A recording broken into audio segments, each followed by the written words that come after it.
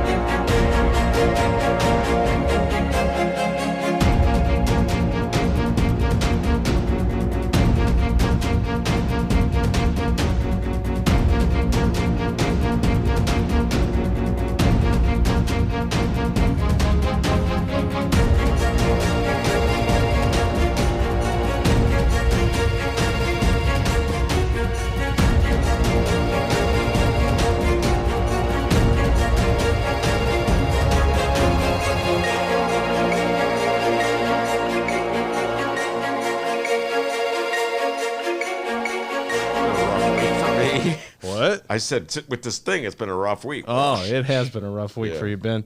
But you're here, and that's awesome. All right, your Ben Joravsky show for Friday, September 6th is just moments away. But before we get into that, we need to thank the following unions for helping bring back the Ben Joravsky show. First up, the International Association of Machinists and Aerospace Workers, Local 126 in District 8, the International Brotherhood of Electrical Workers, Local 9, the International Union of Operating Engineers, Local 150, and, of course, today's Ben Joravsky show is brought to you by our good friends at the Chicago Federation of Labor. Make sure we're recording. Okay, we are recording. The Ben Joravsky show starts right now.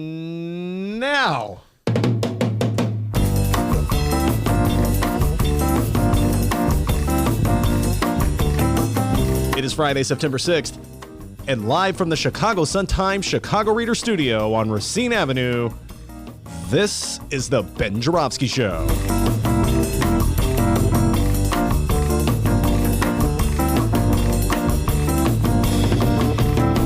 Today on the program, it's another Rummana Rundown with Chicago Sun-Times editor Rummana Hussain. We welcome back co-host of Humanity in the Headlines, David Seaton. And we welcome back one half of the Illinois political know-it-alls, Jacob Kaplan. And now your host, Chicago Reader columnist, Ben Joravsky. Hello, everybody. Ben Joravsky here. We're calling this In the Doghouse Friday.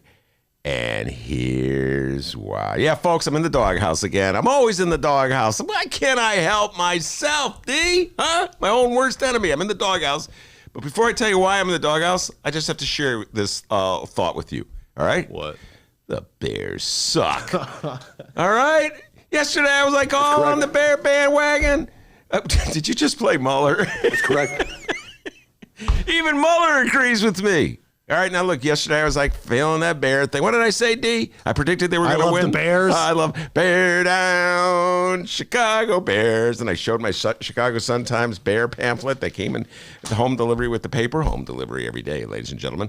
And, I was all feeling, and I was just feeling that Bear pride. And I rush home, and I turn on the boob tube, and I'm sitting back watching the Bear. 1, 2, 3, punt. 1, 2, 3, punt. 1, 2, 3. I go, this is the worst offense I've ever seen. Right now, I'm going to say it. It's a political talk show. I'm going to make a political statement. Colin Kaepernick should be the starting quarterback of the Chicago Bears. There, I said it, D. In fact, bring Jim McMahon back, okay? Oh, yeah, the bring that old guy QB back. is better than this guy. Good God, that was wretched. Finally, I couldn't take it. I could not take it. I turned off the Bears game, put on Mindhunter. Yeah, I'd rather watch Psychos and Mass Murderers. By the way, Netflix show, folks. It really takes the deep dive into some of the eerie, weird stuff. Anyway, I'd rather do that. Meanwhile, texts coming in from all my little Packer friends, including a certain son-in-law in the state of California. I won't name his name, except it rhymes with Ryan and begins with a B. Certain son, whoa, go Packer, go green and gold. Oh, God dang. I love the guy to death, but he's a cheesehead and he loves the Packers. Then a certain so-and-so from the northwest side of Chicago named Kevin, but I never say his last name, other than to tell you it rhymes with Bam and begins with an L. For some reason, the guy lives in Chicago, but he still loves the Packers. I love the Packers. Anyway, folks, it's really rough being a Bear fan these days. That was terrible. Absolutely terrible. But that's not what I really want to talk about today. Thank God. This is a political show. Although I probably will be talking some football with Rummana's all fired up. Okay? She went to the Bears party that the Sun-Times had the other day, ate 3 hamburgers. Yeah, Chicago Bears. Sun-Times sponsors the Chicago Bears, so watch it. Oh, yeah, you're right. I love the Bears. There we go. God, the Bears suck. Anyway, what I really want to talk about is the other trash-talking text I've been getting from Lori Lightfoot fans related to the last column I wrote in the Chicago Reader. We posted it on the Facebook page. I know I posted it on my personal Facebook page. I'll post it now. Anyway, I had a little issue with Lori Lightfoot. And you know, if you listen to the show, I'm not really completely happy where Lori's going these days on budget matters, particularly the city's TIF program. And I wasn't a huge fan of the speech that she gave last week. I've said it here on the show, and I put that in print. Maybe I was a little snarky. Maybe I was a little wise guy. Anyway, you judge for yourself. But immediately, I started getting feedback from Lori lovers telling me, are you ready for this, D? That there's something wrong with me, that I have a psychological imbalance, and I have a psychological need to attack whoever the mayor is. Wow, those were quotes? Well, no, more or less what they were saying. Ben, can't you just like a mayor for once in your life? And it's true. I was a little hard on Rahm Emanuel. I don't think calling them Lori Lightfoot lovers is really, helping your cause. Lori fans, Lori supporters. And I was a little hard on Rahm. Okay, I admit that, D. I admit that. It's really hard not to admit that since there's a record of all the columns I wrote over the years about blasting Rahm. And I was a little hard on Daley. Okay, I admit that, D. I admit that. So it's true, but I don't think I'm as hard on Lori as I am on Rahm, as I was on Rahm and Daley. I don't think Lori's as bad as Rahm and Daley. And maybe it's true I have some issues with authority. You think that is? I have a psychological disposition to be like challenge authority. Is that my problem, D? I have many problems, but is that my problem? One of them. Yeah, one of them. Or maybe it's this nose operation I have.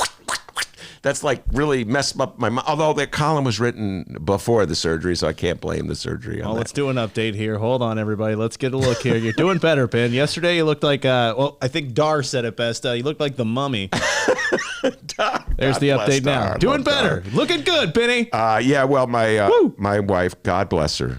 I mean, she is a great person. She got up early this morning before she went to work and took the big cluster of bandages off and put on a smaller bed. So it looks a little better, but people still look at me like, good God, what happened to you, man? Anyway, I cannot blame the surgery because the column was written before the surgery. But look, folks. I don't think I have a psychological need to trash a mayor just by virtue of the fact that he or she is the mayor, okay? I'm just going to defend myself from that point of view. I have a psychological need to speak my mind, and if I disagree with the mayor, I'm going to disagree with the mayor, okay? I don't hold back, right? And in this particular case, my basic point with Lori Lightfoot is that, one, you cannot have an honest discussion about the budget, as she says she wants to do, without mentioning the TIF program. This year, the TIFs brought in $841 million in property taxes, folks, which is little more than the budget deficit. So if you wanted to, you could just use the TIFs to really cut into that budget deficit. But she didn't even mention TIFs in her speech. And so, I just find it little difficult to say we're having an honest discussion about the budget if you don't mention this huge chunk of cash that property taxpayers are sending to the coffers. Now, is that weird of me, D? Does that show a psychological imbalance? Am I a nutcase? Wrap me up and lock me away? I don't think so. I don't know. No. Thank you, D, for saying that. I really appreciate that. Not at all. Not at all. All right. And then what's the other thing? Here's the other thing. Number 2. I forgot I was listing, and we didn't do number 1. Number 1, Tiffs. Number 2. The other thing. Look, in her speech, Lori laid out all the different options facing the citizens of Chicago. And she said that the time has come for the people of the city of Chicago to get real, all right? We're going to get real about our problems, and we're going to address them head on, and we're going to be grown-ups about this, D, and we're going to put all the options on the table, all right? Big boy pants. Big boy pants, as our good friend Terry would say. One of the options on the table, of course, the aforementioned TIF program was not an option on the table in that budget speech. I already dealt with that. But the other options were the options from our left of center progressive friends. They come on the show all the time. And like Carlos Ramirez Rosa, for instance, he talks about this, right, D? Brendan Johnson, he comes on the show. He talks about this. The left of center crowd says that we should have more taxes, more progressive taxes on wealthier people. That's what they advocate. So, for instance, what was Carlos talking about? A lease tax on upper, wealthy corporations or wealthy law firms. That was his idea. None of these progressive taxes, LaSalle Street tax, I'm thinking they're rolling off my head, a head tax on the big corporations. None of these left of center ideas are on the table. So I find it a little hard to say, well, we're considering all the alternatives in the universe if you don't consider the left of center alternatives, because maybe the people of the city of Chicago say, we like those left of center ideas. But if they're not on the table, you can't really like them or dislike them. They're just like they don't exist. So I feel compelled to point that out, that when you're giving us the choices that we face, generally the choices are, 1, a property tax hike, which everybody's against. The property tax is so regressive, it's forcing people out of their homes. I think everybody agrees the property tax is just too much, and we shouldn't be as heavily dependent on it, and there's a need for a larger revolution on that front. We talked about that yesterday at length with Andrea Arela. And the other alternative is like a suggestion of perhaps cutting benefits and pension benefits. What does she talk about?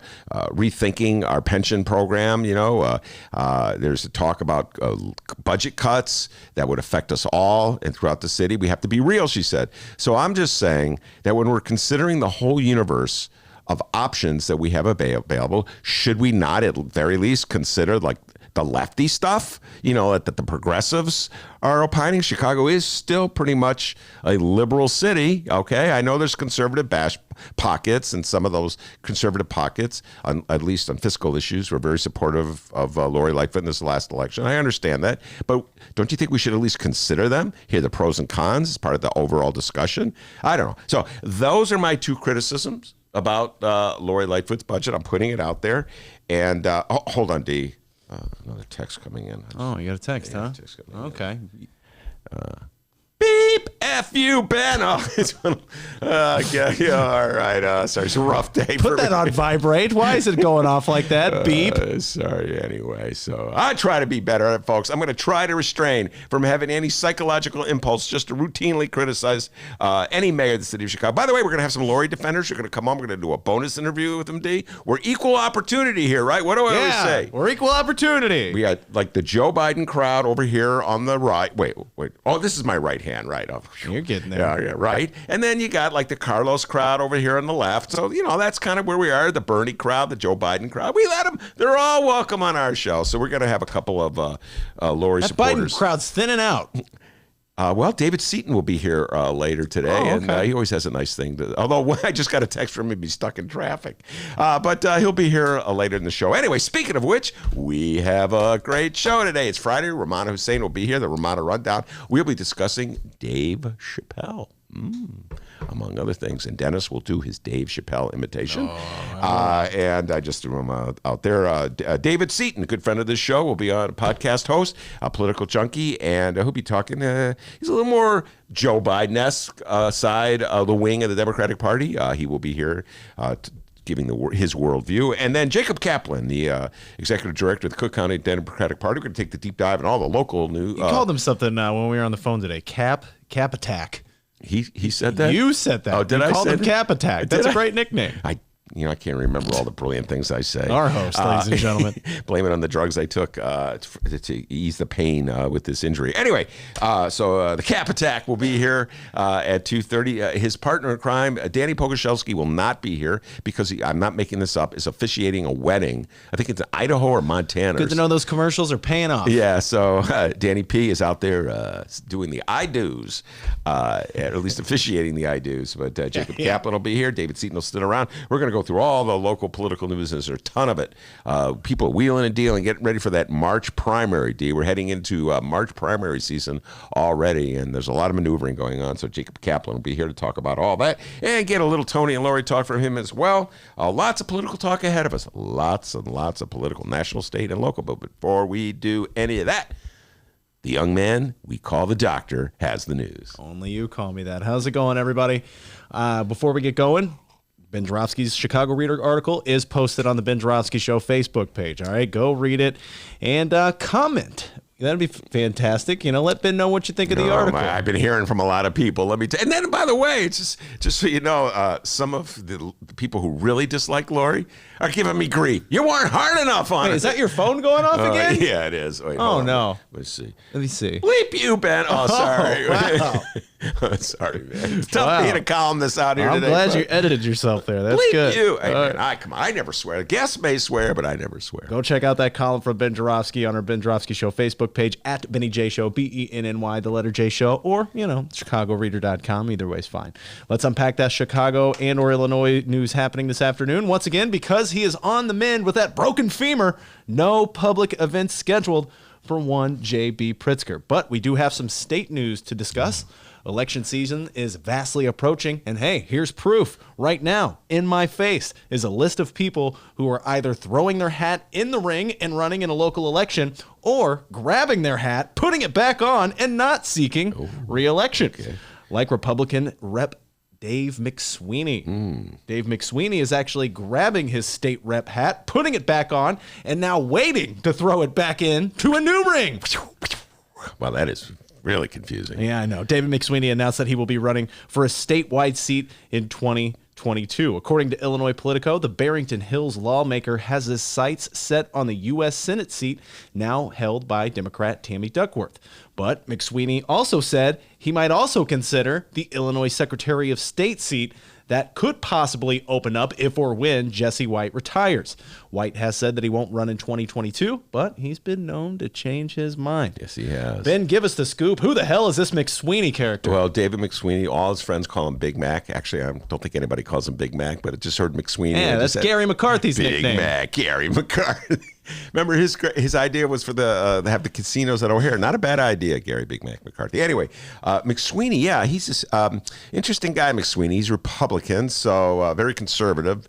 Supported Jeannie Ives in the last election, in the Republican primary for governor, as I recall. So he's not a guy that I would be supporting for anything at any time, at any place. But I did kind of like him for this reason. Dennis, he was outspoken in his criticism of Bruce Rauner. And I don't know if you remember this, but we would talk about this. One of the few Republicans who broke ranks with Rauner, and he would blast Rauner from left and right, and including on budget issues. He would call Rauner out for being fraudulent. He's mean. I don't like him. I love his Bruce Rauner imitation. Boy, it's been so long since you got to do that. I'm a little rusty. Where you are a little. We used to talk about Rauner day and night, bash him. We bashed him more than McSweeney ever did. The good old bad days, as I like to call them. Yeah, good old bad days, bashing Bruce Rauner. Bruce Rauner, of course, as everybody knows, is dedicated to the notion that the way to improve Illinois, I'm not making this up, this is essentially how Bruce Rauner saw government. The way to improve Illinois is to destroy the collective bargaining rights of workers, to destroy unions. And he had two reasons for doing that. His stated reason is somehow or other that he said that unions drive up the cost of business in the state of Illinois. They drive up the cost of taxes in Illinois. And if we destroy unions, businesses would make even more money and there'd be pay less in taxes, and there would be a little trickle down. That's his vision of the world, as if it's ever worked that way ever in the entire history of the world. Like if you didn't have a union to negotiate on your behalf and force a boss to make a concession, I can't recall when a boss ever voluntarily gave a raise to anybody. I don't know about you, D. I don't remember ever seeing that happen. Maybe once here and there. Remember old Tribune people used to tell me, Ben, they're really nice to us here at the Tribune. Oh, which Tribune person was that? Some of them, I don't know. This is back in the 80s. Oh, we don't need a union. Yeah, meanwhile, sounds like Cass. It wasn't Cass, but it could be something he would say. We don't need a union. Our bosses are really nice to us. Yeah, that's because the Sun-Times union, where the journalists union was like forcing raises from the Sun-Times, where the Trib had a match it. So even there, you had to thank the union. Anyway, now the Tribune, by the way, little shout out to the Tribune employees. They formed their own union. How about that? Hey. Good for you, Eric Zorn. Right on. And so the notion that somehow or other, the powers that be who run corporations are just going to voluntarily give people more money without a little pressure from a union is so absurd. And yet that was Bruce Rauner's view of the world. And so his notion was that if the state didn't go along with his legislation to utterly annihilate unions, he would not pass a budget. And so he was bankrupting the state. And that was the world of Bruce Rauner from 2014 to 2018, until finally, mercifully, the voters of Illinois ousted him and put in J.B. Pritzker. So I give McSweeney credit because he denounced some of the insane budget moves of Bruce Rauner. In that response, in that way, he was more of a maverick in the Republican Party. But he's, again, far right. It's not anybody that I would vote for at any time soon. But it does open a seat, and we'll be talking to Jacob Kaplan. Can the Democrats take that seat? Hey, say what you want about Rauner. He loves teachers. Yay for our teachers! Yay for our teachers! No word yet on which Republican might run in McSweeney's place. Meanwhile, there is a group of Democrats somewhere near Barrington Hills, Illinois, having one hell of a power meeting on who they could possibly run to take that seat. Former Democratic State Senator Ira Silverstein filed paperwork to run for a Cook County judge seat. If that name sounds familiar, well, Silverstein was caught up in a #MeToo moment, but was later cleared. Yes, he was. And Ira Silverstein is the husband of Deborah Silverstein, who's the alderwoman of the 50th Ward, as you know, D, on the far northwest side of Chicago. And Ira Silverstein got caught up in those embarrassing headlines and stories about text messages, et cetera, et cetera. It really was an embarrassing moment, and ultimately he lost his position as well because of that. But I guess he's plotting his comeback as a judge. And judicial campaigns are kind of low key. Folks don't really pay a lot of attention. So who knows? Maybe the party endorsement will work for him. We got to put that in here to ask Jacob Kaplan about Ira Silverstein. Got it, D. Former Cook County Board President Todd Stroger and Harvey Park District Executive Director Keisha McCaskill have formed a slate to run for 2 of the 3 open seats with the Metropolitan Water Reclamation District. Ben, you hear that? 3 open spots. We've always said that if there were one office for you to throw that dirty Bulls hat in the ring for, it's the Metropolitan Water Reclamation District gig. Are you going to run for it? Well, I've been thinking about it, D, because as you know, a water reclamation district basically deals with water. Yeah. And as everybody knows, I love water. Yes, you do. I'm going to have a drink. Yeah. God dang. The Sun-Times water is delicious. And right down the hall, okay? The water cooler is right down the hall from us. Here, pop quiz. What kind of water's that? Wet water. Oh, hey, you're good. We got to get you on that 3rd spot. Hey, man, come on. Water's wet. There you go. That's pretty much all you need to know to sit on the water reclamation. No, I jest. But remember when, was it Kenny Duncan? They put him on, Rauner put him on the Kenny Duncan, the former state rep from the near south side of Chicago, was a Democrat, and he broke ranks to support Rauner, one of the dumbest political moves I've ever seen anybody conduct. Got clobbered in a re-election primary bid against Juliana Stratton, who's now a lieutenant governor. Anyway, Rauner, as a sign of appreciation, put Duncan on the water rec district. And when they asked Duncan, what do you know about water? He goes, I know a lot about water. I drink it. So there you go. Bam. That's all you need. He actually didn't say that. I said he said it. It's just a joke. Anyway. Well, hey, I'm going to make a commercial for you. I want this to happen, all right? I want you to get that water reclamation district gig. All right, check this out. Let's do a little commercial right now, in fact. Okay. Vote Ben Joravsky for Metropolitan Water Reclamation District. He loves water because water's wet. Yeah, water is wet. Bam! Folks, this is what you need to know. Water is wet. There you go. Don't say you ever never learned anything on Ben Joravsky show. My primer on water is about as good as Lori's on the budget. So sorry, man. I didn't mean to go. Hold on. Here comes another text. Oh, wait. What? Oh, yeah. Can you please turn that off? We're doing the show. Bleep you, Ben. Oh, sorry, man. I didn't mean that. Okay. Watch your mouth, people texting Ben Joravsky. We got two newcomers challenging veteran state rep Sarah Feigenholtz in the Democratic primary for the 12th district, Ryan Pages and Chicago attorney Marty Malone. And finally, in an interesting move, State Senator Ram Villavalam is running for 39th Ward committeeman. Politico reported Thursday that Robert Murphy, the current committeeman of the 39th Ward Democratic Organization, is resigning Saturday, a.k.a. tomorrow, and members of the ward organization are expected to vote to appoint Villavalam to replace him. Murphy has sent Tony Preckwinkle, chair of the Cook County Democratic Party, a letter indicating his intent to resign and make the transition. Villavalam will serve as committeeman for the rest of the term and then run for a new 4-year term in the March primary. Yes. So, all right. A question that people have for me, and I get this question all the time. Does that mean he's stepping down as state senator? Can you hold 2 offices at once? And now here is a primer, whatever they call it, much like Lori's on the budget. Okay. And don't check your phone. Okay. Hold on. F you, Ben. So here's how it works, folks. A state senator is an elected office.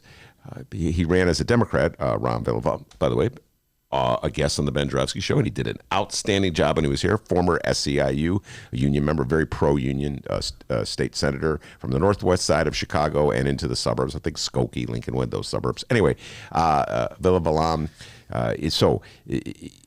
as a state senator, that's an elected official. That's not a party position. He's a state official, and he goes down to the General Assembly.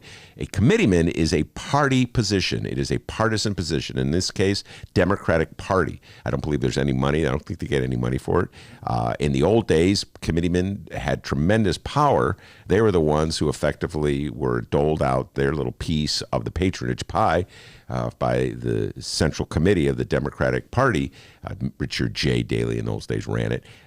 We've long since moved away from the days where there was just free and flowing patronage, thanks to various anti-patronage rulings by federal judges in the Shackman case. So there's less patronage for the committeemen to dole out, and therefore they don't have as much power as they used to. But they do have slate-making power, and by that, they're the ones who determine who will get the Democratic endorsement for various offices. And it's very important when it comes to judges, because pretty much that's what it determines who gets elected. And so Villavalam will move on to a party position, and as Dennis said, you'll have to run to be officially approved by the voters in the the March 2020 primary. So it's a party position as opposed to a state position that he has. So he can keep both. Well, any ideas as to why Robert Murphy's just willing to give it up? Hey, here's the keys. I do not know. Robert Murphy ran for alderman, was unsuccessful, so maybe he's getting tired of politics. I don't know. We're gonna one more thing. Hold on, writing it down. Please do. Please do. Jacob Kaplan, Ram Villavalam, 39th Ward. There you go. All right, just add that to the list. Fantastic podcast content. Been writing things down. Moving on, no public event scheduled for our Chicago Mayor Lori Lightfoot, but she may have one thing on her Friday to-do list: calling back Tony Preckwinkle. The following comes from the Chicago Sun-Times and Rachel Hinton. Cook County Board President Tony Preckwinkle says she's taken the first step in ending a public feud with Mayor Lori Lightfoot, calling the mayor Thursday morning in the hopes of beginning a conversation about how the two could work together on gun violence. But the mayor did not pick up the phone. Preckwinkle was forced to leave a voicemail. All right, now, Ben, before we speculate, let's go glass half full here. The mayor of Chicago is the mayor of Chicago. She's very busy, but like I said, no public event scheduled today. Is there a chance that she calls back Tony Preckwinkle today? There is a chance, but I have to do the over-under on this one. I'm going to say that Lori will make Tony wait at least another day. That's my guess. Lori will make Tony wait another day. All right, that's just my guess, okay? And so I'll put my money. Of course, I bet on the Bears yesterday. So what do I know? Rummana Seaton's coming in. We're going to ask her that question when we start that segment. The over/under on whether Lori called Tony back. But my guess is she hasn't called her back yet. We'll talk about that with Rummana. Lori gets into these feuds, and sometimes it takes her a while to forgive and forget and make up. And hold on, here's another text coming in from a Lori supporter. All right. About, oh my goodness. F you, Ben. Sorry about that. By the way, other texts that just came in are that committeemen are not paid. So thank you very much. You know who texted me. I just saw that. Committeeman, Democratic committeeman, it's an unpaid position. I believe I said that, but let's make it clear. So it is an unpaid party position. All right, now I have quotes from Toni Preckwinkle because she gave quotes to the media after Lori Lightfoot didn't answer the calls. But I'm not going to read those quotes, but it's just very interesting to me that she went to the media about it. But as for the mayor, a spokeswoman for Lightfoot would only say, quote, voicemail received and acknowledged, or in Lori Lightfoot terms, I hear you loud and clear. Yeah, I hear you loud and clear, but I'm not responding loud and clear. Look, not that anybody in the Lori Lightfoot administration is going to listen to anything I say these days. They're pretty mad. Did I tell you they're pretty mad at me these days? Oh, yeah, that phone gag is really... I don't think I was that harder in that column, but anyway, Lori Lightfoot, come on. Just call Toni Preckwinkle back. Make up. You're the two most powerful people in the city of Chicago right now. One runs the county, one runs the city. Come on, let's go. Let's get together. It's better. In fact, I'm echoing an opinion that I read in the Chicago Sun-Times editorial page, probably written by Big Tommy McNamee, about how they should get together again. So we'll maybe ask Rummana about that as well. So there you are. That's some local news happening in Chicago and or Illinois. And can you feel that in the air, people? It is football season, all right? Yeah. Which means that the best sports reporter in Chicago want to offer you, our listeners, an exclusive deal on unlimited digital access to all of the stories that you love. Do not miss a game this season. Get all the big plays, scores, and stories from the Chicago Sun-Times. For a limited time only, you can lock in our lowest rate yet, only $29.99 for a full year. $29.99. For all of the news and sports that you need to know. Stay up to date on breaking stories, get the deep dives and investigations from Sun-Times reporters, and go deep inside City Hall with best-in-class political reporting, and of course, cheer for the big games with the best sports team in the city. $29.99 for a full year of unlimited access. You can't do better than that, isn't that right, Robert Mueller? That's correct. Take advantage of this exclusive deal now at suntimes.com/Ben. People, do not go anywhere, because coming up after this short little break, it's Friday's edition of the Rummana Rundown and Sun-Times editor Rummana Hussain. Don't go anywhere. It's the Ben Joravsky Show, live from the Chicago Sun-Times.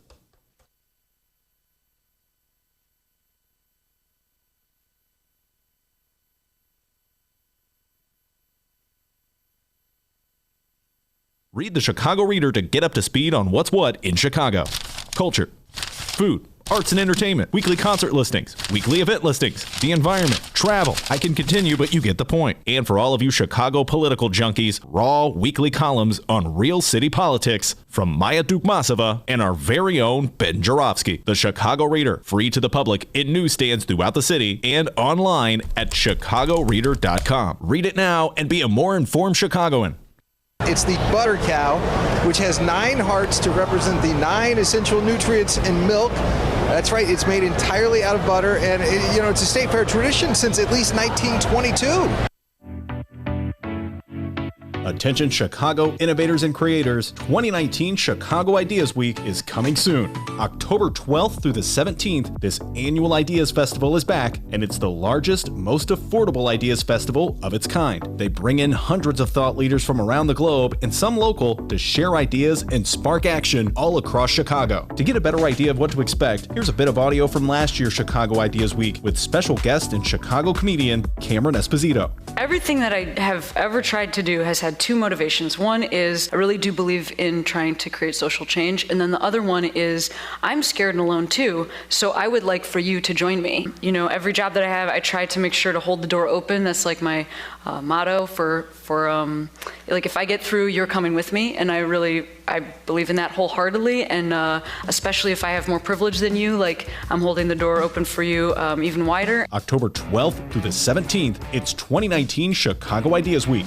Tickets go on sale to members on August 22nd and to general public September 10th. Once again, if you're an innovator or creator in the city of Chicago or even outside the city, you must join us for Chicago Ideas Week, October 12th through the 17th. For tickets and event information, head to chicagoideas.com. That's chicagoideas.com, and we hope to see you October 12th through the 17th for 2019 Chicago Ideas Week.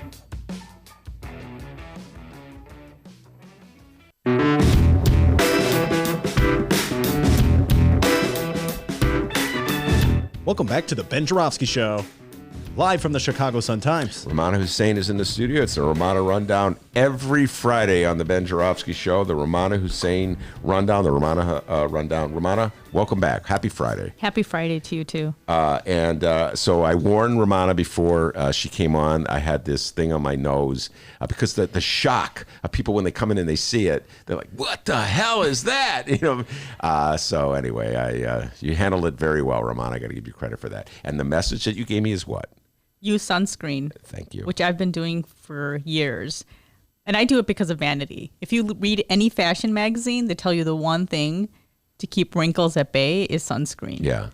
But it's also very good for you. You can get skin cancer. Which is what I got. I got it. And thankfully, it was the non-lethal kind. But I urge absolutely everyone to learn from me. Use the sunscreen. I put sunscreen on, but I don't... when I would ride my bike here. Yeah. But the doctor was saying, no, you got to be...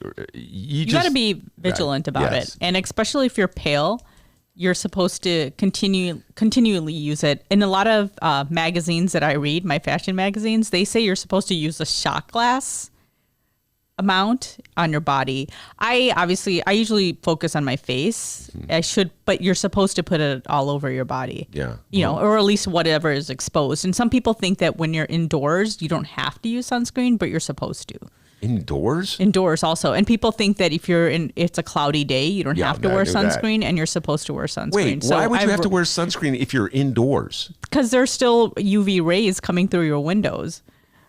Not this room, that's for sure. Oh, not this room. Not in the press room at 26th and Cal. I actually was very low on vitamin D when I was at the press room at 26th and Cal. And that's a double-edged sword because the sun is actually very good for you, too. Yeah. And that's where the main source of vitamin D is. So a lot of people that are in North America, including us, we tend to have low vitamin D.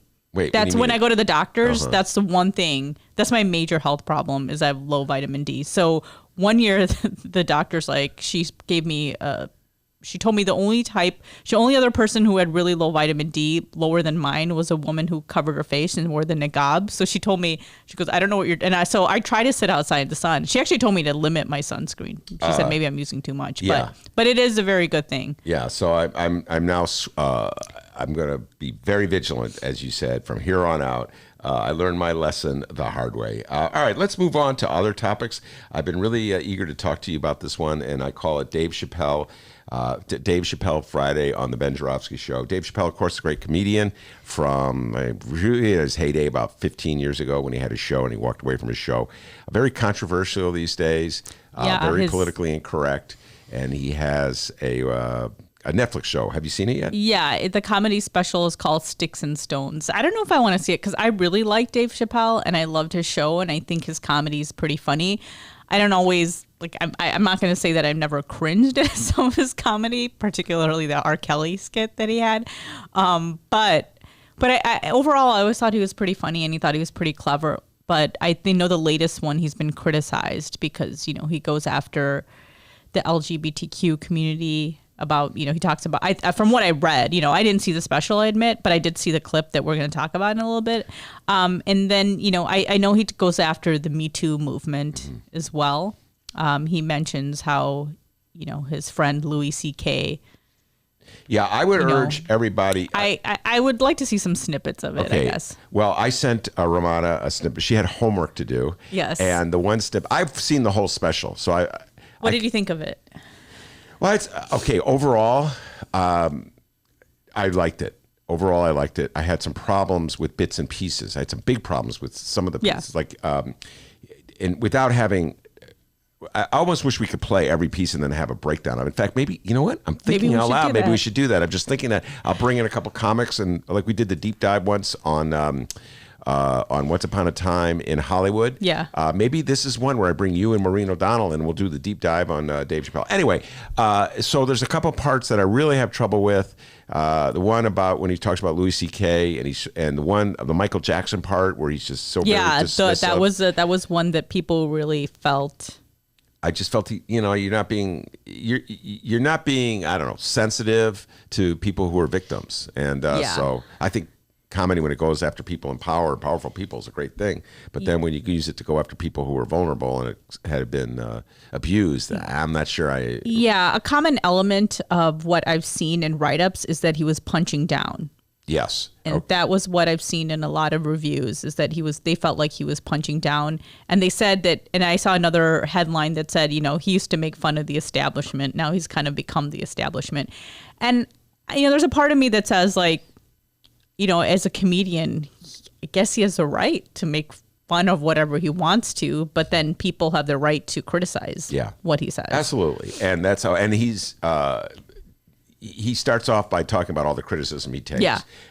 That said, there's some very funny parts of it. And I think pound for pound, my favorite part is something that's dear to us because we talk about it so much. We have been talking about it, Jussie Smollett. Yeah. And Rummana and I have been discussing the Jussie Smollett case since it broke. It's a regular part of our show. Let's face it, Rummana, we're not going to get out of it anytime soon. It's not going anywhere. It's going to be at the forefront of the battle against Kim Foxx, coming up in March in the Democratic primary and then in the general election.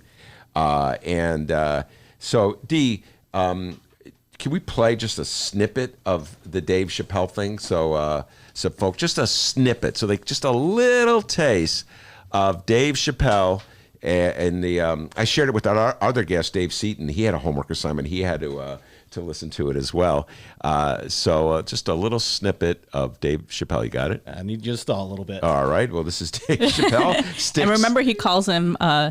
what he calls him? The Jussie Smollett. Yeah, he said he called him a French actor. The French actor, Jussie Smollett. And of course, Jussie Smollett is the Empire TV show star who accused a couple of Trump MAGA hat wearing Trump supporter white men of beating him up, mugging him.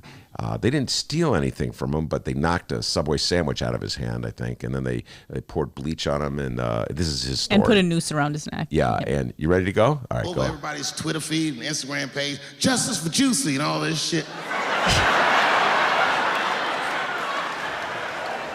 The whole country was up in arms. He was talking about it all the time on the news, and for some reason, African Americans, we were like oddly quiet. We were so quiet about this shit that the gay community started accusing African American community of being homophobic for not supporting him. What they didn't understand is that we were supporting him with our silence. Because we understood that this nigga was clearly lying. It gives you a little taste. Yeah. He was lying. So anyway, what's your thoughts? Do you think he was lying? Me? Yeah. I mean, the allegations are that he wasn't it? Yeah. I mean, I guess I can tell, the listeners now, but when the initial report happened that he was a victim of a hate crime, we did have a lot of police sources that told us it's not exactly what you think it is. So I know a lot of journalists kind of bit their tongue, especially a lot of the journalists that are really quick to go on Twitter and tell everybody their thoughts. I saw that there was a hesitation. So I think a lot of people in the press knew that there was more to the story. It wasn't that black and white. I don't know if that's the right terms to use, but there was also, I don't know, there was a part of me when I heard the story.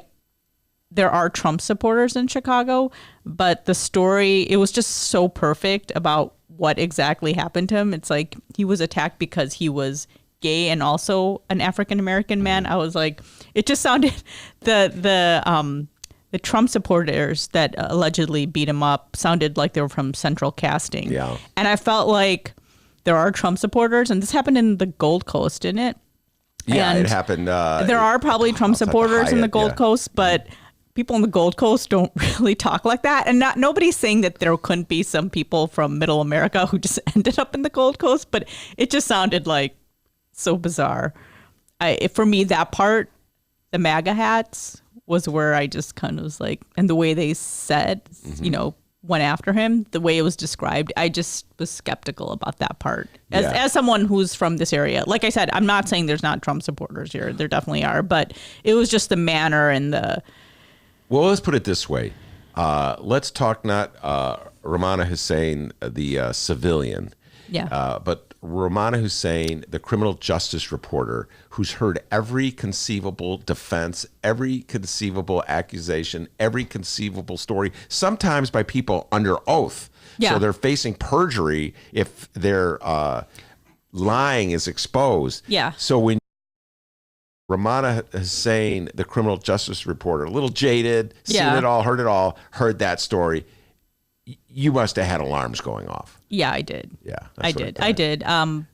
And then I thought it was interesting that he went on national TV and was talking about it and was so confident in it. And, I'm not saying, there's crazy things happen in this world. So I'm like, well, maybe this did happen. But there was definitely that part of me where it's like, I don't know, something about this story just sounds a little odd and bizarre. And one of our reporters said that a source had told him that he was still holding a sandwich after he was attacked. So when someone says they're attacked and they're holding a sandwich, you would think that the sandwich would fall out of their hands. And then he also I think kept his shirt on that had all the acid on it. And I think this police source told one of our reporters, like, wouldn't he just take that shirt off? Like, he kept the noose on and he kept the shirt on. And it just, I'm sure, there are professionals who deal with this day in and day out, and they can probably tell when the story doesn't all add up. But as someone who's a reporter and covers a lot of these stories, I mean, there's sometimes where I talk to reporters, I sat through criminal courts, and there are stories where some people will hear about it and you kind of think, here's a story, and you're like, it doesn't really sound, and like everybody else thinks, even reporters. And I'm like, when you sit through a lot of these, you can kind of tell what stories are real and what aren't. Do reporters, I don't think I've ever asked this. So when in the press crew at the 26th and California Criminal Courts building can get a little jaded, because like I said, you've heard for sure. Just like the City Hall You're court. probably less jaded than I am when it comes to matters. So, I know that for a fact. Well, maybe in matters of not criminal justice, but like crime stories. Like a lot of reporter friends that I know that never have covered criminal, they believe everything usually. Well, and they're reporters, and but when it comes to politics, I might be a little more softer than they are. Maybe you may be a little more benevolent toward a mayor. I was just talking about this earlier in the show. That's what I'm saying. But I've covered politics. But after you cover politics too, I've sat through city council meetings, and I was like 20 in my 20s, and they drove me crazy. So I'm sure if I sat through those over and over again and was at this age, I would be a lot. So I'm saying when you sit through some of these things. But here's the thing, and this is what Chappelle is sort of getting at. He doesn't. By the way, we should put that bit on our Facebook page so folks want to hear Dave Chappelle's the full bit. They can. It's about 4 minutes long. Dave Chappelle. It's just a portion of his comedy show Sticks and Stones, and it's just about the part having to do with Jussie Smollett, who he calls him Jussie Smollett, a French accent. Juicy. That's it. Yeah, it's very funny. But people have instinctive political reactions, obviously, and there's a larger fight going on between Democrats and Republicans, and between non-Trump people who dislike Trump and people who like Trump. Yeah. So when he said that a lot of black people were quiet, I don't think that was true. Absolutely not true. I was like, because they don't. I mean, most of the African American community doesn't like Trump. Yeah. So this was. I thought there was a lot of African American politicians, at least on my Twitter feed, that were saying stuff about Jussie Smollett being attacked. That's Monday morning revision. Okay, I mean, everybody was taken in by a certain degree by Smollett, and Kim Foxx, the state's attorney for at least I want to say a week or so, I can't remember, was still sticking to the she wanted the FBI to investigate. Yeah, investigate. She was still sticking to even though it was a ludicrous story that he was saying, she was still sticking to the accusation that he was the victim. And that she's in political trouble because she stuck to that story for a long time and intervened with the police chief, even though lots of people in the city of Chicago were saying, I'm not feeling it. So in other words, we have a tendency, it's not like we suspend our judgment of the facts because we're on a certain political side. Oh, of course. That happens all the time. I think, and that's happening with news too. And, I always say it's more the extreme right who's doing it, but there's sometimes stories that have no fact or like no basis of reality that the left is spreading too. Stories that I've seen on my Facebook page. Yeah. But no, and the right does it too. And I always say this when we get to Kim Foxx. I'm going, you right wingers were so outraged about Kim Foxx. Where were you on the Kochman case? Exactly. Where were you? And a lot of people with the Jussie Smollett case, when it turned out that he was the one being charged, they pointed out, and rightfully so, about matters involving police brutality. They mentioned Jason Van Dyke. They're like, why wasn't the outrage there for Jason Van Dyke? And those are good questions. Those are good questions. I think, like I said, I think a lot of people see the world as black and white. They don't see a lot of grays, and there are a lot of grays when you are a journalist. And I was just about to say, if you're a criminal justice reporter at 26 in California, it's hard to see the world in extremes of good and bad. Of course, because you see so much bad. Exactly, exactly. Yeah. It's a very it's an interesting place. All right. Now, speaking of criminal justice, Eddie Verdoliak was in the news, former Alderman Eddie Verdoliak. And for our youngsters, it's hard to explain just how much power this man had back in the 1980s. I don't remember him. I'm just saying as someone who was a kid in the 80s, I remember his name. But I don't remember the impact that he had on city council until I became a reporter and I was covering city news and everybody talked about the council wars. Yeah. That was definitely before your time. Yeah. Council Wars. And he was definitely on he was the leader. The white guy's side, yeah, right? He tag teamed with Ed Burke. That name is still around to lead the white opposition to Harold Washington, who was the first black person elected mayor of the city of Chicago. I was going to say you had to wait all the way till Lori Lightfoot to get a second. And so Eddie Verdoliak, he united 29 aldermen to oppose Harold Washington on virtually everything that Harold Washington tried to do. And it was very much white versus black. And as such, he lost all credibility in the city of Chicago and will be forever known as the henchman who opposed Harold Washington. There's nothing he can do about that, as try as he may. Burke's the same way, by the way. So Eddie Verdoliak, he was he stepped down as alderman, and his career kind of ended. But he was a very powerful behind-the-scenes lawyer and sort of a deal maker. And he's in trouble right now. He's in federal court. Yeah, he pleaded guilty to tax evasion. He's 81 years old, and he came into court the other day on Thursday, I believe, and he said his attorney was asking for a delay in the sentencing.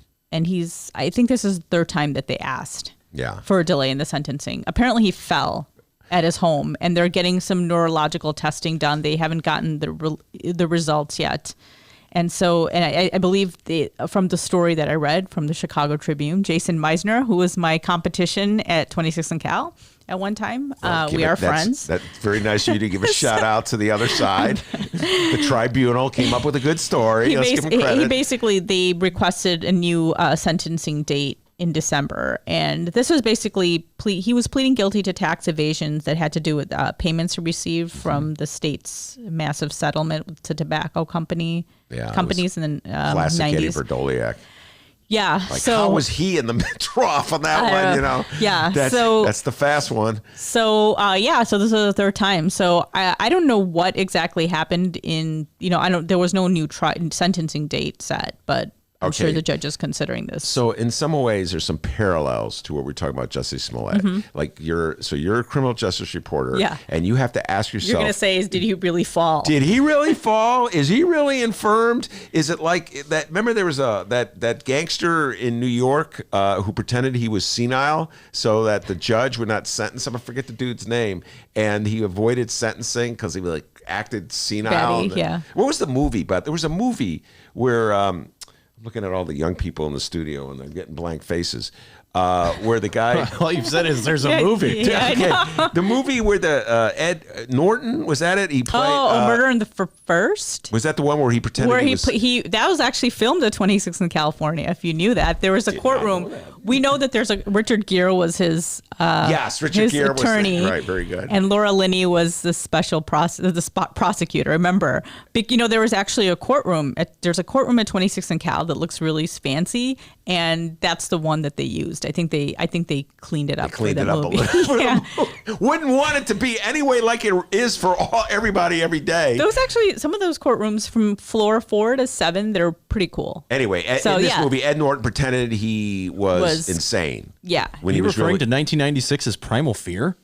Oh yeah, Primal Did Fear, you not just Murder look in it the up on First. Wikipedia? Or are you a That was genius? probably I just smart. looked it up. Man, no, that guy Primal is Fear. smart. I'm thinking of Murder in the First is something completely different. Yeah. But Primal Fear. Yeah, I Gere was did the see it. lawyer. So remember, so is it? What's your criminal I don't justice know. instinct going? I mean, on one hand, he is elderly. Yeah.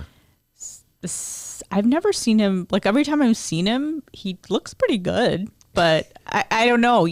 Anything can happen. It's Yeah, his health. he could But yeah, fall. I'm sure there's a lot of people thinking, did he really fall? Like Yeah. all of a sudden he's having neurological problems now that it's close to him being sentenced. And I think a lot of suspects or a lot of people who are being sentenced and they're older, I think it's a lot easier for them to argue health conditions. Yeah. And I find this very common when it is an older All right. Well, maybe, convicted. and maybe felon. maybe he did. I'm just saying, Yeah, but maybe he did. I'm sure that's But- going through a lot of people's Right. heads. Like, did he really fall? And by the way, Did anybody push him on purpose? Did he ask someone to push him? I don't know. I'm not saying that. I don't want to make fun of. Yeah, you don't want to an make fun. elderly And by the person. way, I just want to say this is very important that I say this as well. Maybe it's also a possibility that Dave Chappelle is wrong and that Jussie Smollett really was mugged at 2 a.m. By a couple of MAGA hat wearing white guys. Maybe that's true. That could be true. Okay, yeah, it's a possibility, right? I'm looking at David Seaton. Yeah, it's a possibility. The thing with that story is that there are a lot of cameras out there, and they never got 2 guys wearing a MAGA hat, Yeah, white guys in MAGA MAGA, hat, but they yeah. had the 2 guys that were the brothers, Yeah, the his African friends. brothers. Yeah, okay, that story. But is I so thought it was weird. pretty funny that Chappelle said, was Kanye in town? Yeah, no, you gave thought away that the was pretty funny. punchline, but it is a very funny Sorry. ending, folks. If you're going to listen to the bit, which Dennis will put on our Facebook page, you got to listen to it all the way at the end because the last line is the closer. Kanye is from Chicago, so He is from the Chicago. possibility he was in town at that time. All right, and before we get to Rummana's rundown, your recommendations for the weekend, I have to get you to weigh in. Lori versus Tony. All I right. thought you were going to talk about the Bears. The yeah, Bears suck. Yeah. Do they suck? I thought Lori and Tony, like last week when I was in the office, someone said that there was rumors that there was going to be some sort of powwow and healing meeting last week. So I was in the news meeting yesterday. So when someone mentioned that Tony had called Lori, I go, I thought they already became friends. And somebody's like, no, it never happened. So there were a lot of jokes in the afternoon news meeting yesterday about how Tony probably called her at 4 a.m. Passive aggressive. Yeah, when she knew she wouldn't be answering her phone. And made jokes about phonies to Lori's. By the way, phone. that's an example of how jaded reporters are. I'm not saying who said what, right, but yeah. So I don't know. I'm sure there's going to be some sort of, I don't know, passing of a. So the issue is here: has Lori returned the call? The call was made yesterday. Oh, by the way, and how did the reporters find out? Does anybody know? Like, how did people know that? Maybe Tony... I admit I haven't read Rachel Hinton's story, but I'm assuming someone from the counties, maybe one of Tony's people called our reporters and tipped him off and said, hey, Tony's trying to reach out to Lori. I gotcha. And this makes it look like the ball's now in Lori's court if she wants to return the call. Well, I just they held hands. I thought they already made friends. I thought they were already friends, but obviously they're still water under the bridge in that situation. Listen, I got to say this. I said this. Tony is the head of the county. Lori Lightfoot is the head of the city. We have some really serious criminal justice issues. They have to work together. They have to work together. And this, come on, get over it. You know, I've got many guests on my show from the last station that fired me, right, D? What was the name of that station? WCU later. Okay, yeah. So, you know, at some point you just got to move on. Yeah. And come on, Lori Lightfoot. Just call her back, for crying out loud. Yeah. They have to kind of think of it as a workplace. You might not get along with everyone, but just be an adult. All right. Yeah, absolutely. Get along. You mentioned the Bears. They were so terrible. I was so excited about the Bears. I was so pumped up. There was a party at the Sun-Times the other day. Yeah, because now we're big sponsors. That's correct. We had a tailgate party. I heard it. It was during our show. Was it? Oh, sorry. You didn't get to come? I know. I didn't. I ate like 3 hamburgers. Wow. That's a lot of hamburgers. And Mick was going to pretend he didn't judge me, but he did when I told him I ate 3. Of course. But there were 3... There were 3 little hamburgers. They weren't really big. Okay, so added McGetter's. He probably wants to give me a burger. lecture since he's a vegetarian. Yeah. But no, I have to tell you, I don't like football, and I barely pay attention to the Bears unless they make it to the Super Bowl. So the game is not on in your house? No. Oh no. You know what? It's not. It wasn't. When I came home yesterday, the Cubs game was on. The Cubs beat the Brewers last night. Yeah. Well, I was so eager to watch the Bears because I am a Bears fan. I've been a Bears fan forever. I rushed home. It took us a while to get there, but the long story. But anyway, I turned on the TV and I just saw one wretched series after another, and I couldn't take it anymore. Everybody was excited about the Bears yesterday, except me and maybe 5 other people. But my colleagues, one of my colleagues. Yesterday, I was asked to work a little later because everybody was leaving, and one of my colleagues had to leave early because he was going to the Bears game. Dave Newbart, who you know, former editor of The Reader. He's a season ticket holder, so he really loves the Bears. I think he's gone on a cruise with the Bears. Wow, so when he came in today, I was like, for help. I looked at him and said, "How's the game?" He said it was the weirdest game he's ever attended. And I go, in what way? And he said that a lot of season ticket holders they feel like, there's all this excitement in the air. So they feel like this is the time to make money. So they give their tickets away. So he felt like there was a lot of fair weather fans there yesterday, or people who just wanted to be seen.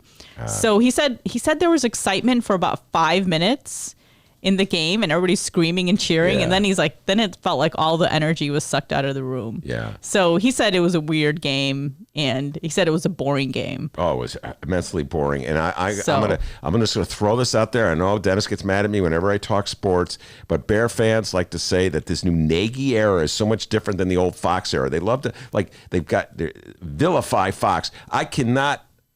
I challenge any Bear fan out there to say there was anything measurably better about the Bears' offense yesterday than anything we saw with Fox and Jay Cutler. Anyway, enough sports talk for the day. Thank you. Yeah. You're not a Bears fan? No. He doesn't. By the way, I don't even like football. I like sports, but not that much as you. All right, Rummana rundown. The close as always with your recommendations for the weekend. I was going to ask you. You're probably going to watch the new It. Oh my God, are you kidding? Of course I'm going to laugh. The first one made me laugh. Wait, the first one that was on with John Ritter? No, I did see that one when I was younger. But no, I dragged Mick to see it because everybody said it was so scary, and it takes a lot to scare me. And they're like, "This is one of the scary." I was laughing throughout the whole thing. It was not scary. It was kind of scary at the beginning when the clown started dancing. Yeah, that part was with funny. The kid and the boat going into the. But remember when the clown started dancing? Yeah, it got a little. It made me laugh, and I was laughing. I was not scared, so I don't think I'm going to watch that. But I don't know if there's any really big movie I want to see right now. But I haven't. Have you been reading about Noah Baumbach's new movie that's going to be coming out in November? No. It's called Marriage Story. Okay. And Scarlett Johansson's in it. And Adam Driver. It's about a couple that are going through a divorce. I know it sounds like a very bleak subject, but it's gotten a lot of rave reviews. So I'm kind of interested in seeing that. You got to wait till November for that. No, it's going to come out November 6th, and then it's going to be coming out on Netflix a month later. So it's going to be like Roma in a way. I love Roma. That's one of my favorite. By the way, David Seaton, our next guest, huge fan of It. He's got his It T-shirt on. Just kidding. What about Brittany Runs a Marathon? You're not going to go see that one? That looks pretty interesting. I'm not like dying to see it, but I know what's going to happen, kind of. But then, there's a lot of movies that are like that, and you're just like, I still want to see it. It looks like it's fun. Well, Did you see it? No, I'm going to see it this weekend, and tonight I'll finish season 2 of Mind Hunters, which I urge. Oh, I heard that was very good. It's really twisted, very weird, and it's what I started watching when I could not bear another minute of the Bears game. And so I just went over and I just watched interviews with serial killers. But anyway, so that's kind of been a bleak week for me. I've been between the operation and watching Mind Hunters. When was your operation, by the Wednesday. way? I came here on Wednesday. I can't believe it. After your operation? Yes. Our That's good friend dedication. Atiba Buchanan was here. God bless Atiba Buchanan.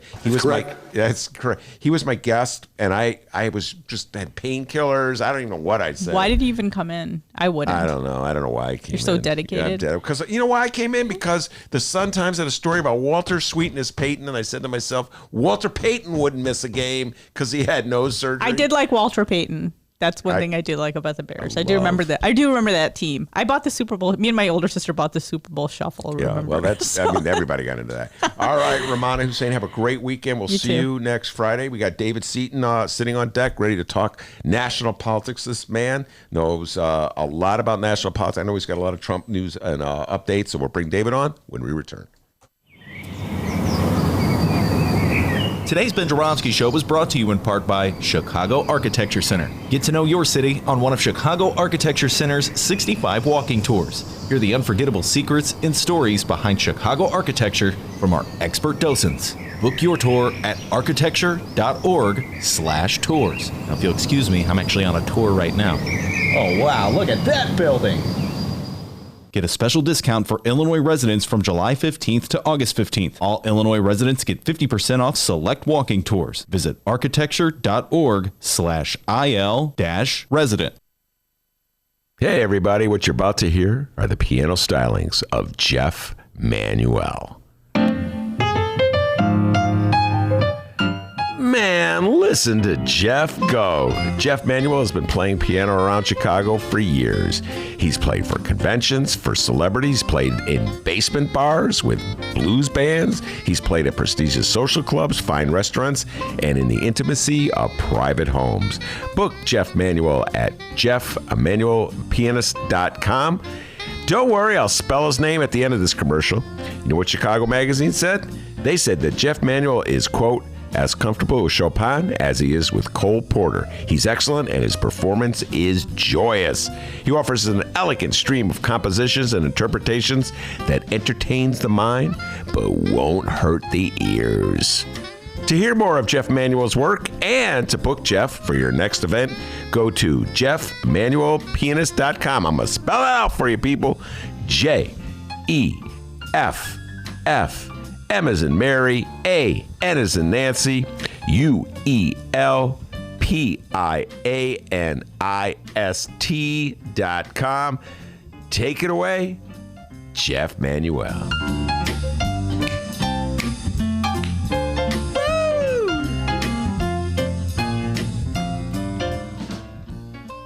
Did you know that 40% of the people in Illinois opt to be cremated?